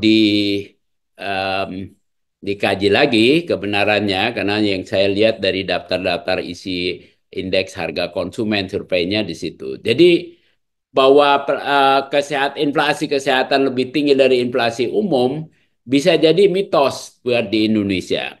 Memang terjadi mungkin di Amerika, tapi itu pun masih harus kita cek apakah harganya yang memang naik atau bukan. Ya, walaupun saya tahu memang faktor harganya besar. Ya, nah, salah ukur sebetulnya tidak juga salah ukur, hanya saja kita harus mendalami menggunakan bahasa yang betul. Nah, memang ada juga masalah-masalah yang di dalam survei-survei BPS untuk mengukur inflasi, umumnya yang diukur adalah inflasi kesehatan secara umum, tapi bukan inflasi biaya medis. Sementara yang di cover oleh yang dijamin oleh JKN, tadi Pak Gufron sudah sampaikan, adalah UKP, upaya pelayanan kesehatan perorangan, yang memang lebih kental disebut sebagai biaya medis. Nah, pertanyaannya sejauh mana inflasi itu, ya. Nah, kalau kita lihat literatur, medical inflation adalah increase in the cost of medical services, product, or procedure over time. Konsisten dengan definisi inflasi secara umum. Jadi, cost-nya naik, maka harga akan naik tentu saja pada mekanisme pasar. Ya. Nah, pertanyaannya sekarang, ini dalam JKN mekanisme pasar atau bukan? Nah, kalau dia bukan mekanisme pasar, maka increase cost tadi tidak relevan. Tadi Pak Fajar sampaikan itu ada keluhan-keluhan dan sebagainya, karena dalam JKN tarifnya, price-nya itu ditetapkan oleh negara, oleh pemerintah, bukan oleh BPJS. Sehingga tidak terjadi kenaikan cost yang em, volunteer yang merupakan inisiatif dari supplier atau rumah sakit, seperti halnya pada produk penjualan cabai, bawang, hotel dan sebagainya, mereka menaikkan menurunkan itu adalah sebuah mekanisme yang dinamis, ikut supply dan demand. Nah, kita tidak sampai di situ di JKN, ya. Tapi tetap kenaikan kos bisa saja naik kalau ada penambahan teknologi, ya. Ada perubahan kebijakan. Kalau nanti dilepas, tidak lagi ditetapkan tarifnya dengan pemerintah, tentu bisa jadi ada perubahan kos. Tapi very unlikely karena kalau dilepas mekanisme pasar bukan mekanisme manage care yang tadi Pak Gufron sampaikan, ya sudah lama BPJS bakalan uh, quote and quote babak belur, ya. Nah, terjadi juga rising demand for healthcare services karena banyak permintaan. Ini teori ekonomi. Kalau permintaan naik, nah tapi itu berlaku pada mekanisme pasar. Nah, pada asuransi komersial itu memang bisa terjadi ada inflasi harga karena rumah sakit menaikkan kos, menaikkan tarif buat asuransi komersial. Ya, cuma saja peran asuransi komersial di Indonesia ini cuma 4% dari segi nilai uang dari semua total belanja kesehatan, kecil sekali. Sehingga kalau mau diekstrapolasi menjadi inflasi biaya medis secara keseluruhan itu tidak sanggup, ya. Tapi untuk kelompok asuransi komersial tentu cukup berpengaruh, ya. Yang juga menjadi pertimbangan bisa jadi juga pada kenaikan klaim asuransi komersial itu bukan karena harga yang naik tetapi volume yang naik. Kalau volume naik dia bukan inflasi. Tapi bisa jadi keduanya naik. Yang tahun lalu rame dibahas kenapa klaim asuransi komersial naik 30%. Saya bilang itu bukan karena harga, bisa jadi karena konsumsi yang naik, bisa jadi juga karena aktuarisnya salah hitung, salah asumsi, ya. Jadi ya akhirnya terjadi defisit besar. Nah, kalau mau teorinya, ini beginilah teorinya. Karena dalam mekanisme pasar, memang pelayanan medis mudah untuk inflasi lebih tinggi. Teorinya begini, saya jelaskan sedikit, ya. Ini adalah kurva supply dan demand biasa. Pada D1 dan S1, maka kesetimbangan pasar tanpa ada intervensi pemerintah, harga konsultasi dokter misalnya 200.000 per kali konsultasi, ya. Tetapi ketika makin banyak dokter, suplainya berkembang menjadi suplai S2, ya. Makin banyak dokter. Teori dari ekonomi, ketika supply bertambah, demand masih sama di D1, maka harusnya harga turun di sini. Kurang dari 200.000. Tetapi, nah dalam pelayanan kesehatan karena kompleksitasnya, karena tingginya informasi asimetris, pasien tidak tahu, dan juga karena teknologi kedokteran yang terus berkembang sangat pesat, maka supply mampu mengindus demand, maka disebut supply induce demand, ya, dengan mengubah kurva demand D1 menjadi D2. Ketika terjadi D2, maka equilibrium baru, harga baru adalah perpotongan antara D2 dengan supply yang kedua di sini. Jadi dengan supply naik, teori ekonomi, harga harusnya turun. Tapi dalam pelayanan medis, supply naik, harga naik lagi. Tadinya konsultasi 200.000, maka sekarang konsultasinya harganya menjadi 300.000. Inilah sebuah anomali dalam pelayanan kesehatan. Ini baru konsultasi dokter, pelayanan-pelayanan lain, cath lab dan sebagainya punya mekanisme yang sama. Ini yang disebut supply induced demand. Kalau semuanya dibiarkan mekanisme pasar, tidak ada intervensi. Padahal mekanisme pasar adalah mekanisme yang pada akhirnya menguntungkan pasien. Apakah ini moral hazard atau fraud?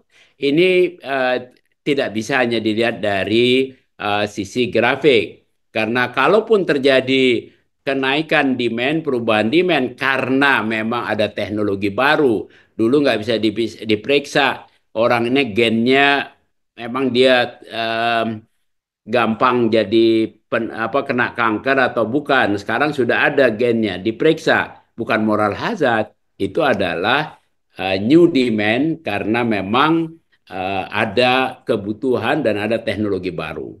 Atau dia memang nggak perlu sebetulnya dipaksain perlu. Nah, itu baru namanya fraud. Ya. Disinilah kompleksitasnya sehingga kalau mekanisme jual beli pelayanan kesehatan apakah dengan asuransi atau tanpa asuransi dilepas mekanisme pasar, memang inflasinya akan menjadi tinggi. Nah, tetapi kondisi itu tidak terjadi di Indonesia. Kenapa? Karena pada JKN tarifnya ditentuin pemerintah sehingga tidak terjadi inflasi, bahkan beban kosnya jadi dipaksa untuk terkendali, rumah sakit dipaksa untuk menekan kos untuk memproduksi pelayanan yang kualitasnya harusnya tidak ada perubahan.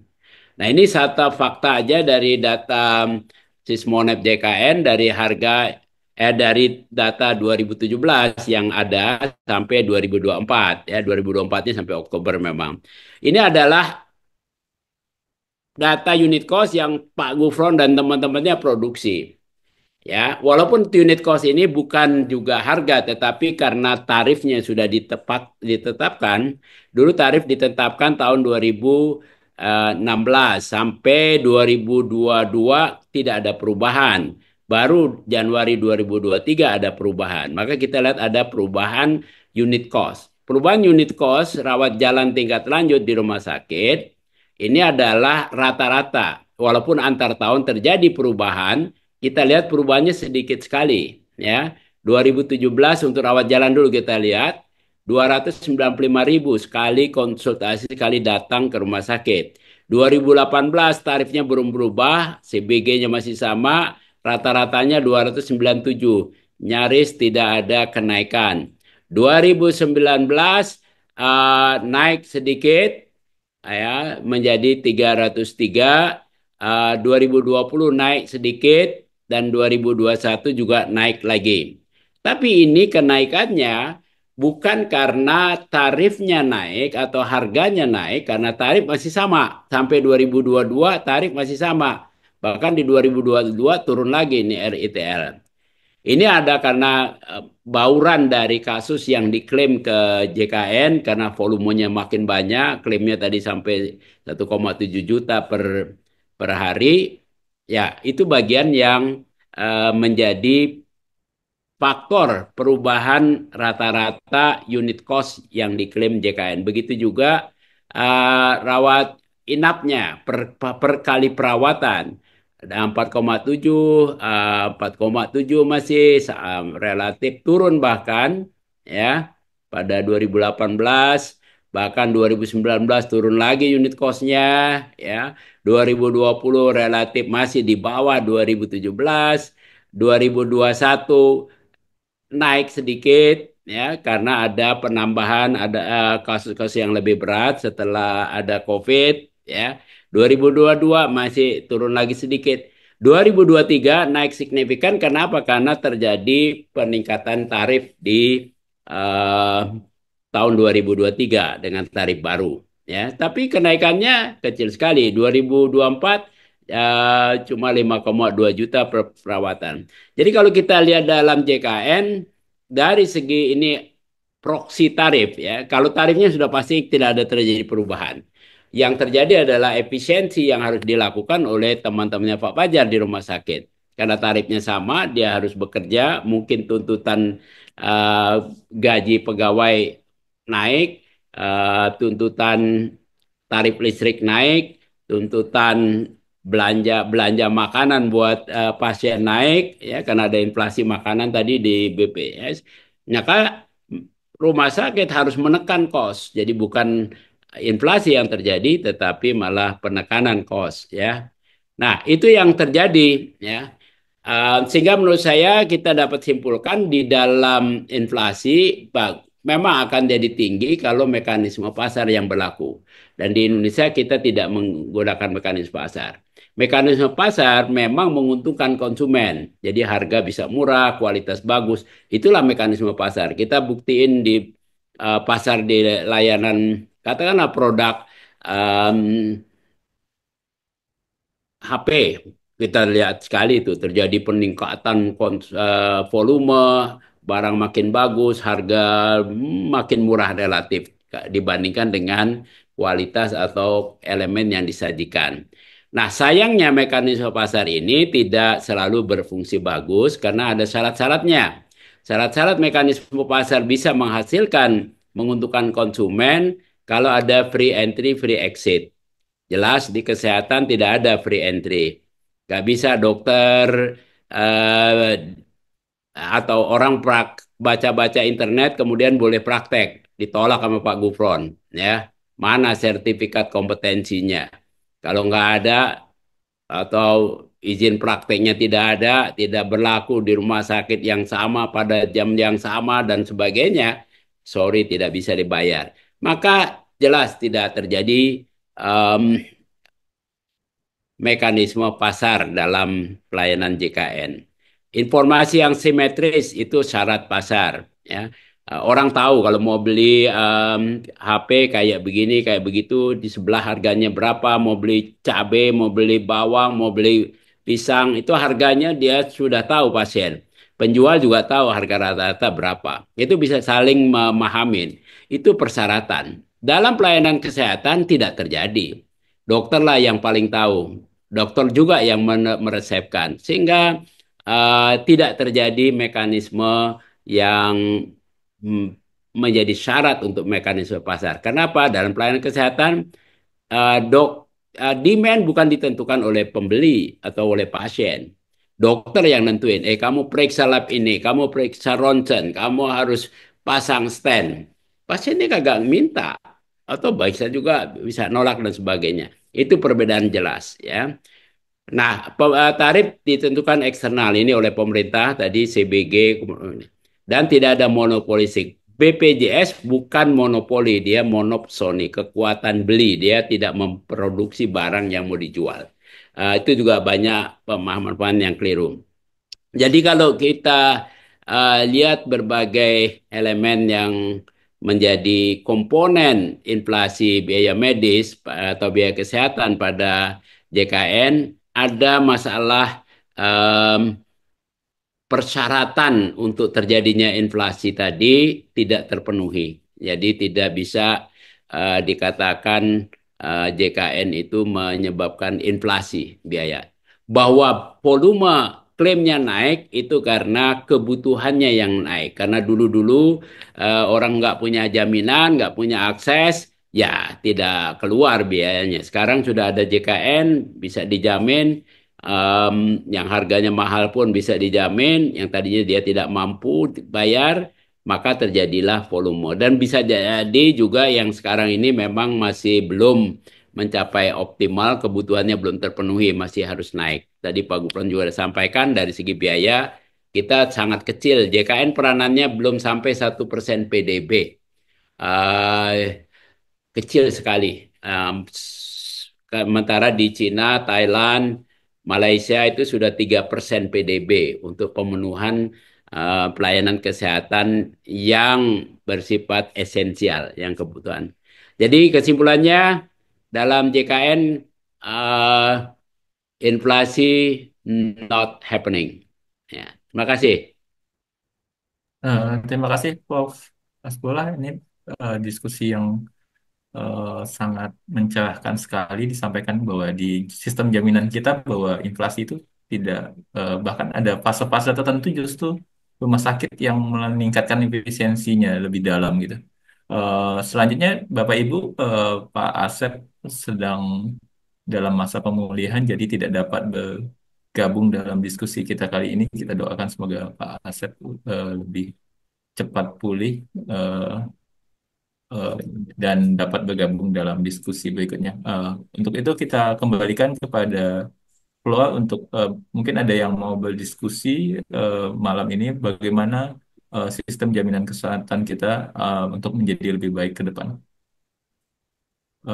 Silahkan di raise hand. Sambil menunggu mungkin untuk Prof. Gufron kalau memungkinkan bergabung, apakah bisa Pak? Kalau bisa, tadi ada beberapa pertanyaan dari Pak Fajar tentang bagaimana sih peran swasta ke depan gitu. Eh, Berikut ada pertanyaan dari Mas. Mungkin Prof. Gufron bisa menjelaskan bagaimana sih tadi banyak sekali pertanyaan Pak Iya, iya, Fajarudin iya. bahwa Betulnya banyak juga sudah dijawab sama Prof. Hasbullah tuh ya. Artinya dengan teori itu kan sebetulnya ya sama-sama paham lah. Jadi itu waktu contohnya pertanyaan bagaimana peran asuransi ke depan. Peran swasta ya. Jadi rumah sakit rumah sakit swasta, Pak. swasta. Iya. Ah, Untuk diketahui saja sekarang ini tadi 65% ya itu rumah sakit swasta. Maka BPJS ini sebetulnya minta BPJS ini kan bukan regulator ya sebetulnya, implementator ya.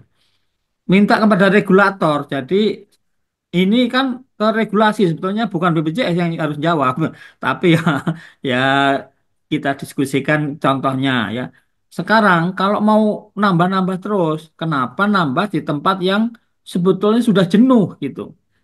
Tapi sekali lagi ya kita setuju bahwa pembiayaan kita ini kan masih kurang gitu loh. Karena yang di health account aja tadi sudah 600 triliun lebih gitu ya. Nah, BPJS itu tahun ini sekitar 201 triliun ya. Jadi masih kira-kira 30% lah kayak gitu ya. Nah, yang swasta itu baru sekitar 45% kayak gitu.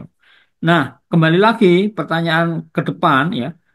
Jelas menurut saya udah bilang ke Budi Jamelkes, karena regulator kita minta untuk bikin mana yang sudah jenuh, mana yang belum, mana yang hijau, mana yang kuning, yang merah kayak gitu. Akhirnya BPJS bikin namanya untuk membantu ya, Atlasik. Kalau investor mau bikin rumah sakit ya, itu lihat dulu di situ hijau atau kuning atau merah. Saya sampaikan ke Budi Jamelkes, kita harus fair ya. Kalau orang sudah invest di situ ya sebaiknya dikerjasamakan, kita bersama-sama bekerja sama. Tapi kalau mau bangun ya harus lihat dulu. Masa, mohon maaf ini contoh ya, Cat Lab di Jakarta Timur itu sudah lebih dari 11 ya. Mungkin kita bisa ngitung ya, prevalensi yang membutuhkan cat lab berapa. Tapi tadi disampaikan oleh Prof. Hasbullah bahwa terjadi persyaratan hukum pasar tadi nggak terjadi di kesehatan di Indonesia. Sehingga apa ya? Sehingga bisa apalagi physician industry man ditambah 11 tambah lagi ya tetap nanti meskipun sudah jenuh sebetulnya daripada kebutuhan karena asimetri informasi ya bisa tambah terus gitu loh. Terus yang bayarin siapa? Sementara masyarakat maunya nggak bayar gitu. Jadi ini kalau masyarakat mau nggak bayar, pemerintah bagaimana gitu kan gitu.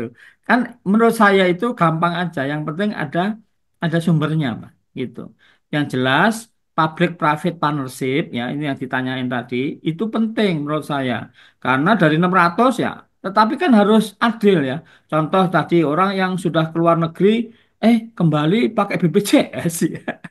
Ya, itu menurut saya ya harusnya kalau saya juga regulator kan enggak Pak itu enggak boleh orang yang sudah pakai wong pakai pesawat aja bisa pakai ini bisa bayar luar negeri bisa BPJS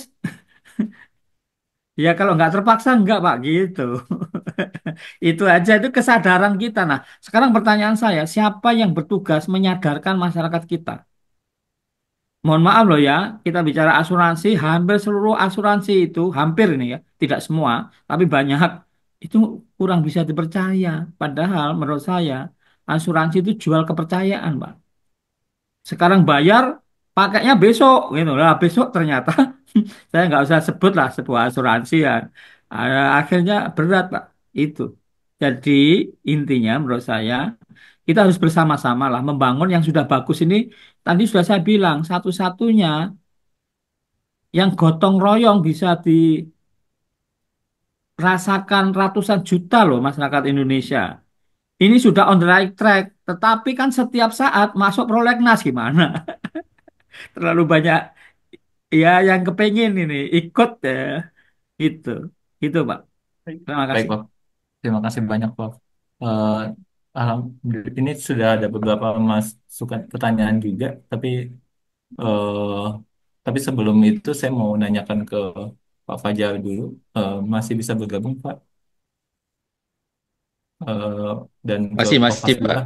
Oh iya, untuk Pak Fajar dan Prof. Hasbullah, ini saya di rumah sakit itu kan sekarang Prof. Hasbullah bilang tadi bahwa ternyata inflasi medis itu justru sangat untuk sistem jaminan nasional efisiensi rumah sakit yang sangat diandalkan gitu Pak. Jadi sebenarnya realitasnya bagaimana sih Pak? Apakah memang tekanannya itu bagaimana atau memang sebenarnya rumah sakit oke-oke aja dengan kondisi sekarang Pak? Lalu untuk Prof. Hasbullah itu eh, inflasi medis memang tidak terjadi di sistem JKN kita Prof. Tapi arah sistem JKN kita ini menurut Prof. Hasbullah bagaimana sih Prof? Apakah sisi apa saja yang harus improve Prof? Mungkin itu dulu. Mungkin dari Pak Fajar dulu silakan. Ya, baik, terima kasih. Kedengaran ya, Pak? Kedengaran Pak? Halo, kedengaran suara saya? Ya, ya. Jadi Janis, tadi pertanyaannya bagaimana sih efisiensi di rumah sakit gitu ya, di fasilitas kesehatan. Ya tentu tadi Pak Rasulullah sudah menjelaskan dengan tarif yang ditentukan oleh pemerintah, di mana kalau rumah sakit dengan mekanisme inasi bijis gitu ya, respective payment.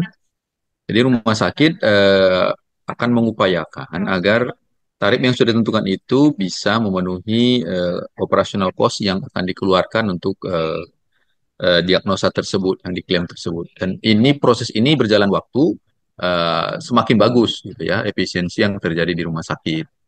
Jadi kalau selama ini mungkin banyak kos-kos yang eh, kayak apa ya secara sistem itu tidak karena dulu sistemnya pipo service gitu ya apapun yang dilakukan rumah sakit pasti dibayar gitu. Nah dengan first payment ini akhirnya rumah sakit menyesuaikan ya penyesuaian ini adalah bagian dari efisiensi yang terjadi di rumah sakit. Tentu tidak sama semua rumah sakit ya apa adaptasinya terhadap prospektif payment ini. Nah inilah dinamika yang terjadi di rumah sakit. Ada yang cepat, ada yang butuh waktu gitu ya. Tapi upaya ke arah sana sepanjang rumah sakit itu menjadi provider BPJS akan diupayakan secara apa terus-menerus oleh rumah sakit. Artinya itu. Jadi cuman tadi kan Prof Hasbullah menyampaikan contoh salah satu pembiayaan rumah sakit adalah jasa medis gitu ya. Nah, tentu ini juga bagian dari operational cost yang terjadi di eh, rumah sakit untuk memberikan pelayanan terhadap diagnosa tertentu yang ada di rumah sakit, di mana tarif diagnosa tertentu itu sudah dipatok, sudah dipaket oleh pemerintah gitu ya. Sehingga rumah sakit harus tidak hanya sisi non medisnya, tapi sisi medisnya pun harus menyesuaikan juga terhadap kos-kos yang sudah ditetapkan tersebut. Mungkin seperti itu Pak Bara. Baik. Em, Terima kasih atas penjelasannya sangat.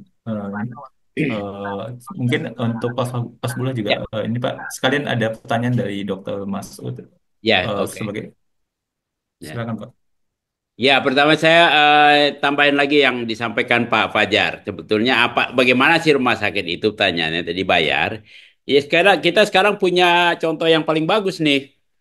Rumah sakit itu dibayar kayak sekarang lagi apa makanan bergizi itu 10.000. Pokoknya 10.000 ini tarifnya. Kamu harus kasih makan yang bergizi cukup begitu. Ya sudah sekarang petugas catering ya cari-carilah bagaimana makannya ya tergantung daerah mana tukang masaknya bisa dikasih bayaran 50.000 sehari atau mau dikasih 100.000 ada volume jadi begitulah tarif rumah sakit cuman bukan satu tarif di rumah sakit dibuat ada 1.100-an tarif saya lupa berapa jumlahnya. Nah, dikelompokkan berdasarkan penyakitnya. Oh, kalau jantung segini bayarnya. Em, kalau paru-paru, TBC atau sakit kanker sekian, sekian. Nah, silakan pokoknya you sembuhin penyakitnya itu bayarannya. Ah, miriplah dengan tadi makan bergizi, makan siang 10.000. Ah, begitulah yang ditentukan oleh pemerintah. Kalau sudah betul dikasih makan orangnya, sudah ada bukti oh, orangnya udah kasih makan, baru rumah sakit klaim ke Pak Gufron, ya 10.000. Kalau udah begitu nggak bisa dia tarik, wah Pak saya ngabisinnya 15.000. Iya pokoknya kamu bayarnya 10.000 tuh. Kalau kamu ngabisin 15.000, resiko kamu. Satu orang 15.000. Kan ada yang gedean yang bayar 15.000, ada kan yang masih SD kelas 1 mungkin ngabisnya cuma 5.000. Ya pokoknya jadi rata-rata 10.000. Begitu kira-kira Pak Anggara ya. Itu yang terjadi dengan JKN. Nah, problemnya JKN ini cuman satu sebetulnya. Kalau dari segi konsep dibayar berapa asal dihitung dengan baik, sebetulnya bisa dilayani dengan benar. Karena kalau kita em, amati juga banyak em, proyek-proyek pemerintah, misalnya bikin jembatan atau bikin jalan kan dibayarin oleh APBN. Tapi kan ada unit cost-nya per meter persegi bangunan kelas 3 katakanlah 5 juta. Ya, kontraktor bisa bangun 5 juta. Nah, nilai 5 jutanya sebagai satu unit satuan yang dibayar ke rumah sakit ini yang belum menjadi sebuah standar yang realistis ya, masih ditekan karena duit JKN-nya terlalu kecil. Sementara JKN tadi saya sampaikan tidak lebih dari 1% PDB. Kalau dana JKN-nya ditambahin dengan baik, ya sebetulnya nggak ada masalah mau bayarannya itu model CBG atau dibayar di satu dana. Pokoknya buat rumah sakit berapa perlunya saya bayar semua. Kayak di Malaysia itu rumah sakit pemerintah dibayar begitu disebutnya global budget. Berapa sih kamu bisa beroperasi asal gaji dokter cukup, semuanya cukup, dokternya happy, pegawai-pegawainya happy, berapa kebutuhannya? Udah saya penuhin, silakan bayar. Nah, problemnya cuma satu. JKN menderita penyakit kronis kekurangan duit. Itu aja. Kalau udah cukup duitnya, Pak Gufron happy, Pak Fajar happy. Nah, ini yang jadi masalah. Nah, sayangnya kekurangan duit itu dipengaruhi kemauan politik. Saya punya banyak kajian yang menunjukkan sebetulnya kemampuan masyarakat, kemampuan pemerintah untuk membayar iuran PBI 100.000 ada, tapi nggak mau. Ya. Nah, kalau udah urusan nggak mau ini susah nih. Ya. Kalau ada bisa diukur, tapi kalau nggak mau udah nggak bisa jalan. Nah, jadi perlu ada provokasi-provokasi teman-teman nih. Ya, itu ya dari segi tadi buat Ya JK. Pak, ini ada pertanyaan kedua soal apakah memang dokter klinik swasta ini mau di arahnya mau di semakin ditekan sama seperti rumah sakit tadi. Karena sekarang out of pocketnya semakin turun. Kalau rumah sakit swasta yang terbaik adalah dia harus dibayar, dihitung dulu berapa biayanya yang pantas. Sekarang ini tidak, tadi disinggung oleh Pak Fajar, tidak terjadi ketidakadilan. Rumah sakit swasta dibayar cuma 5 sampai 6 3 sampai 5% lebih besar tarifnya dibandingkan rumah sakit pemerintah. Sementara rumah sakit pemerintah masih mempunyai anggaran gajinya dibayar oleh APBN, APBD, investasi dibayar APBN, APBD, swasta harus tidak fair, harusnya sekitar 30% berbeda.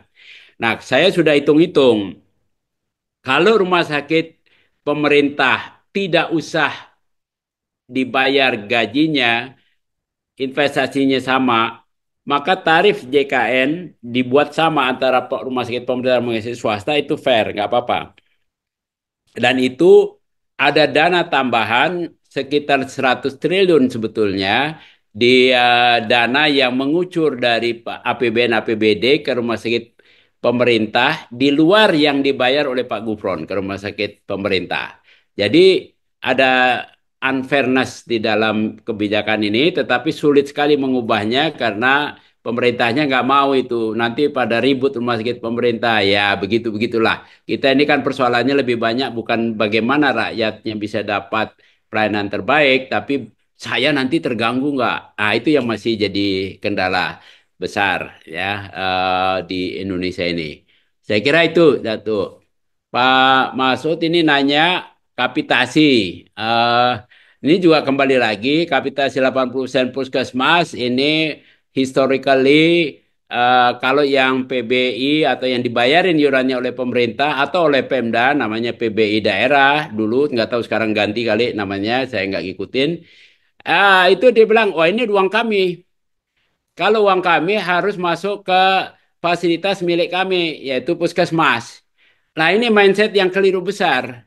Sebetulnya uang PBI itu bukannya lagi uang pemerintah atau pemerintah daerah.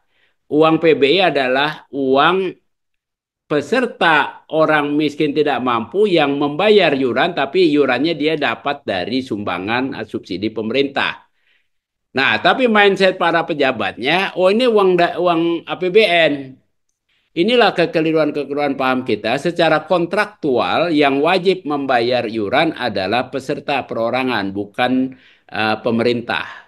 Pemerintah membantu orang tidak mampu untuk bayar. Sama pemerintah membantu uh, penduduk miskin untuk bisa makan, dibayarin uangnya.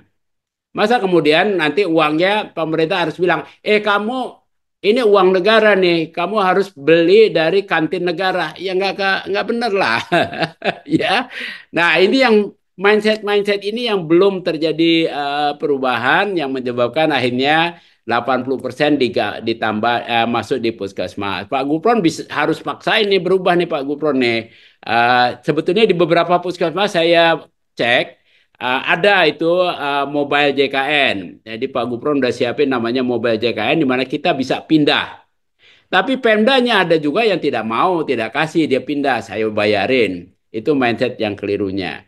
Nah, kalau masyarakatnya paham, dia bisa pindah, dia punya akses lebih baik. Memang kalau mobile JKN mungkin baru 20 jutaan orang yang menggunakan ya. Belum semuanya orang paham. Itu harusnya setiap orang boleh memilih mau ke puskesmas, mau ke klinik swasta, mau ke dokter praktek, pilihan dia. Kalau dalam 3 bulan dia merasa tidak happy, dokter Hasbullah ini prakteknya kagak karuan, ntar ada, ntar enggak, udah enggak jadilah, gue pindah ke dokter Masud. Itu adalah hak kita, setiap peserta. Dan itu udah disiapin di mobile JKN. Nah, tapi sosialisasinya, pemahaman masyarakat, dan ada juga orang-orang Pemdanya yang takut tidak terima lagi uang di puskesmas, bahkan ada Pemda yang melarang menjelaskan peserta boleh milih, ada yang ngotot kalau PBI harus di puskesmas.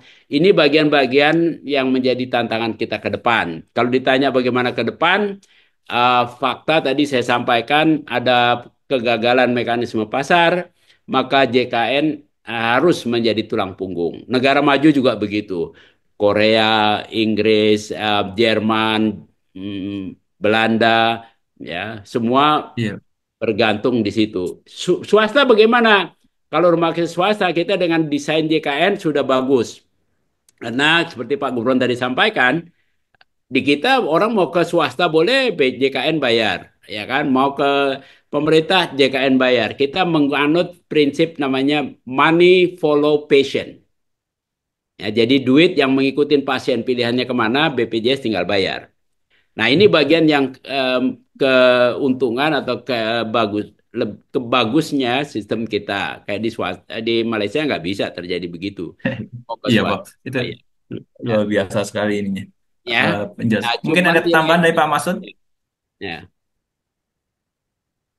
Saya kira itu ya. Jadi, begini Prof, Ya, Prof. Hasbullah, ya ini boleh. karena kelihatannya makin lama terjadi distorsi dari konsep yang dibuat oleh Prof. Hasbullah dulu. Ada Ya, distorsi yang seharusnya kan ingin menghilangkan, mengurangi out of pocket seminimal mungkin. Tetapi bukan berarti dana tadi itu lari ke pemerintah. Jadi seolah yang dulu pasien umum menjadi menjadi porsi klinik swasta itu ketarik semua ke JKN dan JKN memberikan prioritas ke puskesmas. Karena begitu diterima dana PBI yang seharusnya dibagi adil, tapi semua ke puskesmas dulu. Sebagian besar masyarakat itu ignoransi, artinya ya. ada di tidak paham. Tahu-tahu dia sudah dari puskesmas. Banyak di BUMN juga kalau tidak mengisi pilihan langsung ke puskesmas, bukan dibagi ke ini ke swasta. Untuk pindah ini nggak terlalu mudah, banyak yang nggak paham, apalagi banyak juga yang nggak paham mobile JKN gitu untuk memindahkan eh, kepesertaannya ke klinik yang menjadi pilihannya. Dan Ya, sekarang sudah memang. mulai banyak pasien yang kaget, kaget loh. Saya ini kan milik klinik, tapi kok di puskesmas? Ada yang begitu. Tapi ini kelihatannya eh, dari pemerintah pusat nggak berani membuat suatu terobosan supaya ada pemerataan, tidak terjadi disparitas jumlah peserta antara puskesmas dengan swasta. Ini harus mulai diatur. Kalau ada aturan dari pusat, saya kira Pemda juga akan ikut. Misalnya satu puskesmas maksimal 20.000 misalnya, atau 30.000 nggak apa-apa. Jangan lebih dari itu. Kalau lebih harus didistribusi ke FKTB lain. Ini kan ada maksimalnya. Jadi seperti orang punya tanah berapapun boleh, tidak dibatasi. Mau 10.000, mau 50.000, bahkan ada yang 400.000 nggak apa-apa. Ini yang harus kita robah. Dan harus dari pusat, karena Pemda, saya beberapa kali mendekati selaku Asklin, kami dekati itu Pemda. Nunggu peraturan dari pusat, aturannya begini, aturannya nggak ada. Padahal di Perpesnya sudah disebutkan ada redistribusi yang sampai saat ini uh, belum jelas itu. Apalagi sekarang dana BPJS kan sudah makin sulit, ya kan? Makin klaim rasio makin tinggi. Rasanya masih susah juga, Prof, untuk redistribusi. Itu pemikiran saya kok sulit nih. Ya, itu Baik, bagian dari Pak. penyakit kita, pejabat-pejabat kita, mohon maaf, di pemerintahan, seringkali yang gampangan aja lah daripada susah-susah, ada konflik, ya udahlah, nanti pejabat yang akan datang aja begitu. Akhirnya ya Ya, jadi lanjutannya. Ini bagian dari um, ya, memang etos kerja, etos dedikasi masih belum sepenuhnya untuk rakyat. Mudah-mudahan nih Pak Prabowo dengan gencarnya oh, demi rakyat, rakyat, rakyat, mudah-mudahan jalan. ya, Mudah-mudahan. Kita tunggu aja deh ya. Ya, Eh, tapi jangan diam baik, baik juga. Kalau itu. diam pasti nggak akan terjadi perubahan. Harus ada iya, diangkat terus. Ya. Ya, terima kasih iya. Pak Mas Dr. Masud Prof. Sublah. Mungkin ini sebelum kita menutup diskusi kita hari ini ada satu pertanyaan lagi untuk Prof. Gufon. Masih bisa bergabung Pak? Ini sangat teknis pertanyaannya. Apakah BPJS yang menentukan seluruh sistem pelayanan di seluruh rumah sakit? Apakah BPJS yang menentukan kebijakan pelayanan rumah sakit? Sekarang terjadi penurunan pelayanan dirasakan masyarakat mengenai rujukan rumah sakit. Saat ini baru sebulan setiap rujukan harus diajukan untuk ke setiap dokter. Sepanjang BPJS belum mengikuti harga pasar, tidak terjadi inflasi.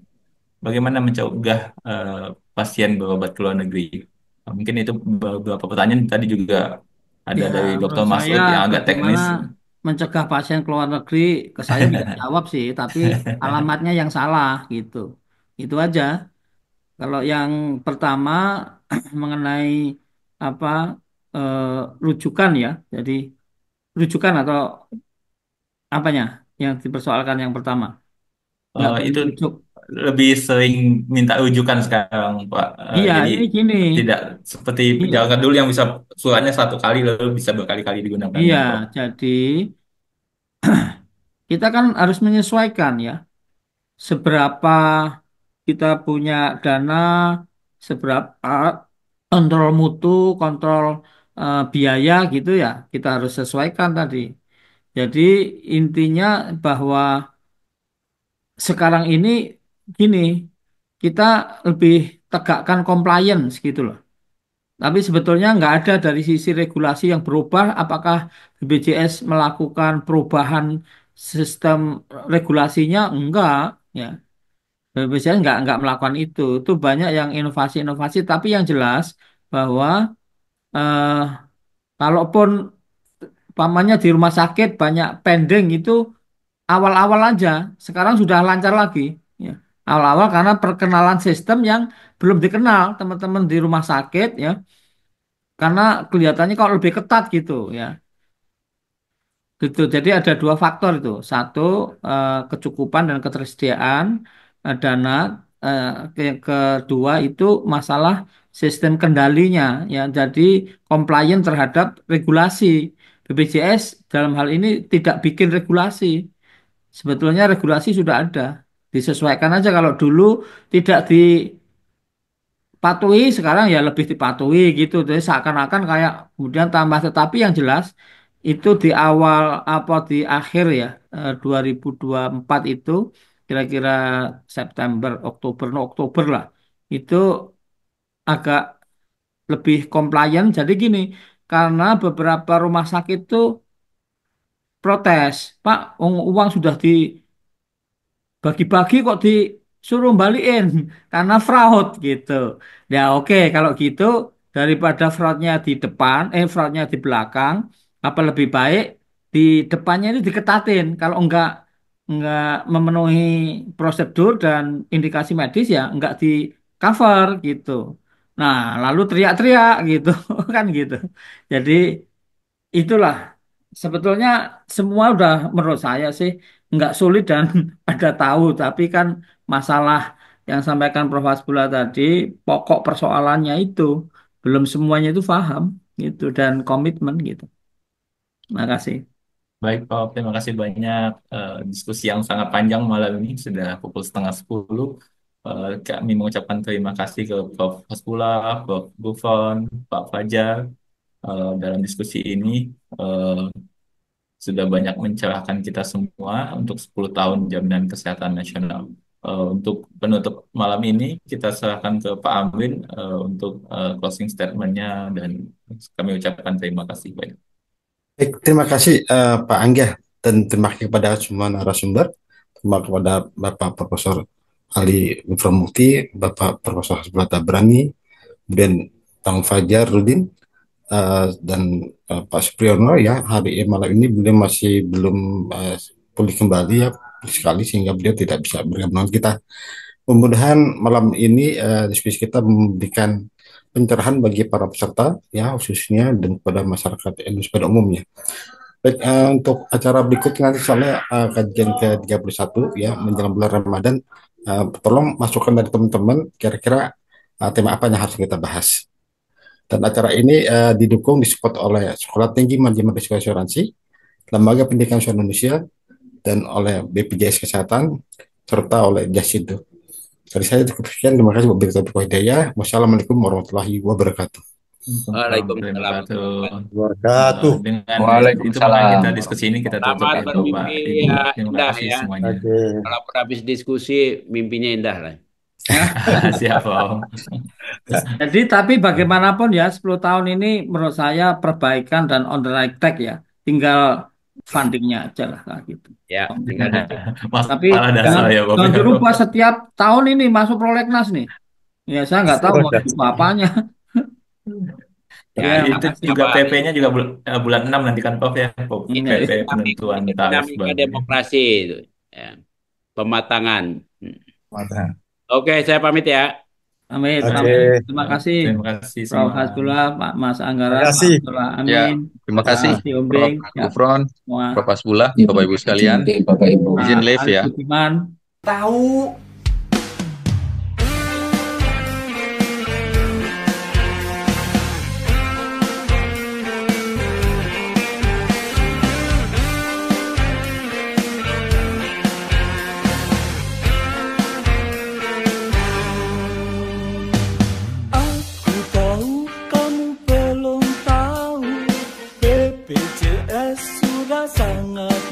maju. Banyak negara yang mau biru dengan kendali biaya mutu. Banyak persepsi yang masih keliru, dikira tuh kelompok tertentu. Mereka yang tidak mampu, padahal sistemnya sudah menyatu. Oh, kamu belum tahu, di rumah sakit ada BPJS 1. Mereka siap membantu. Tolong kamu cari tahu.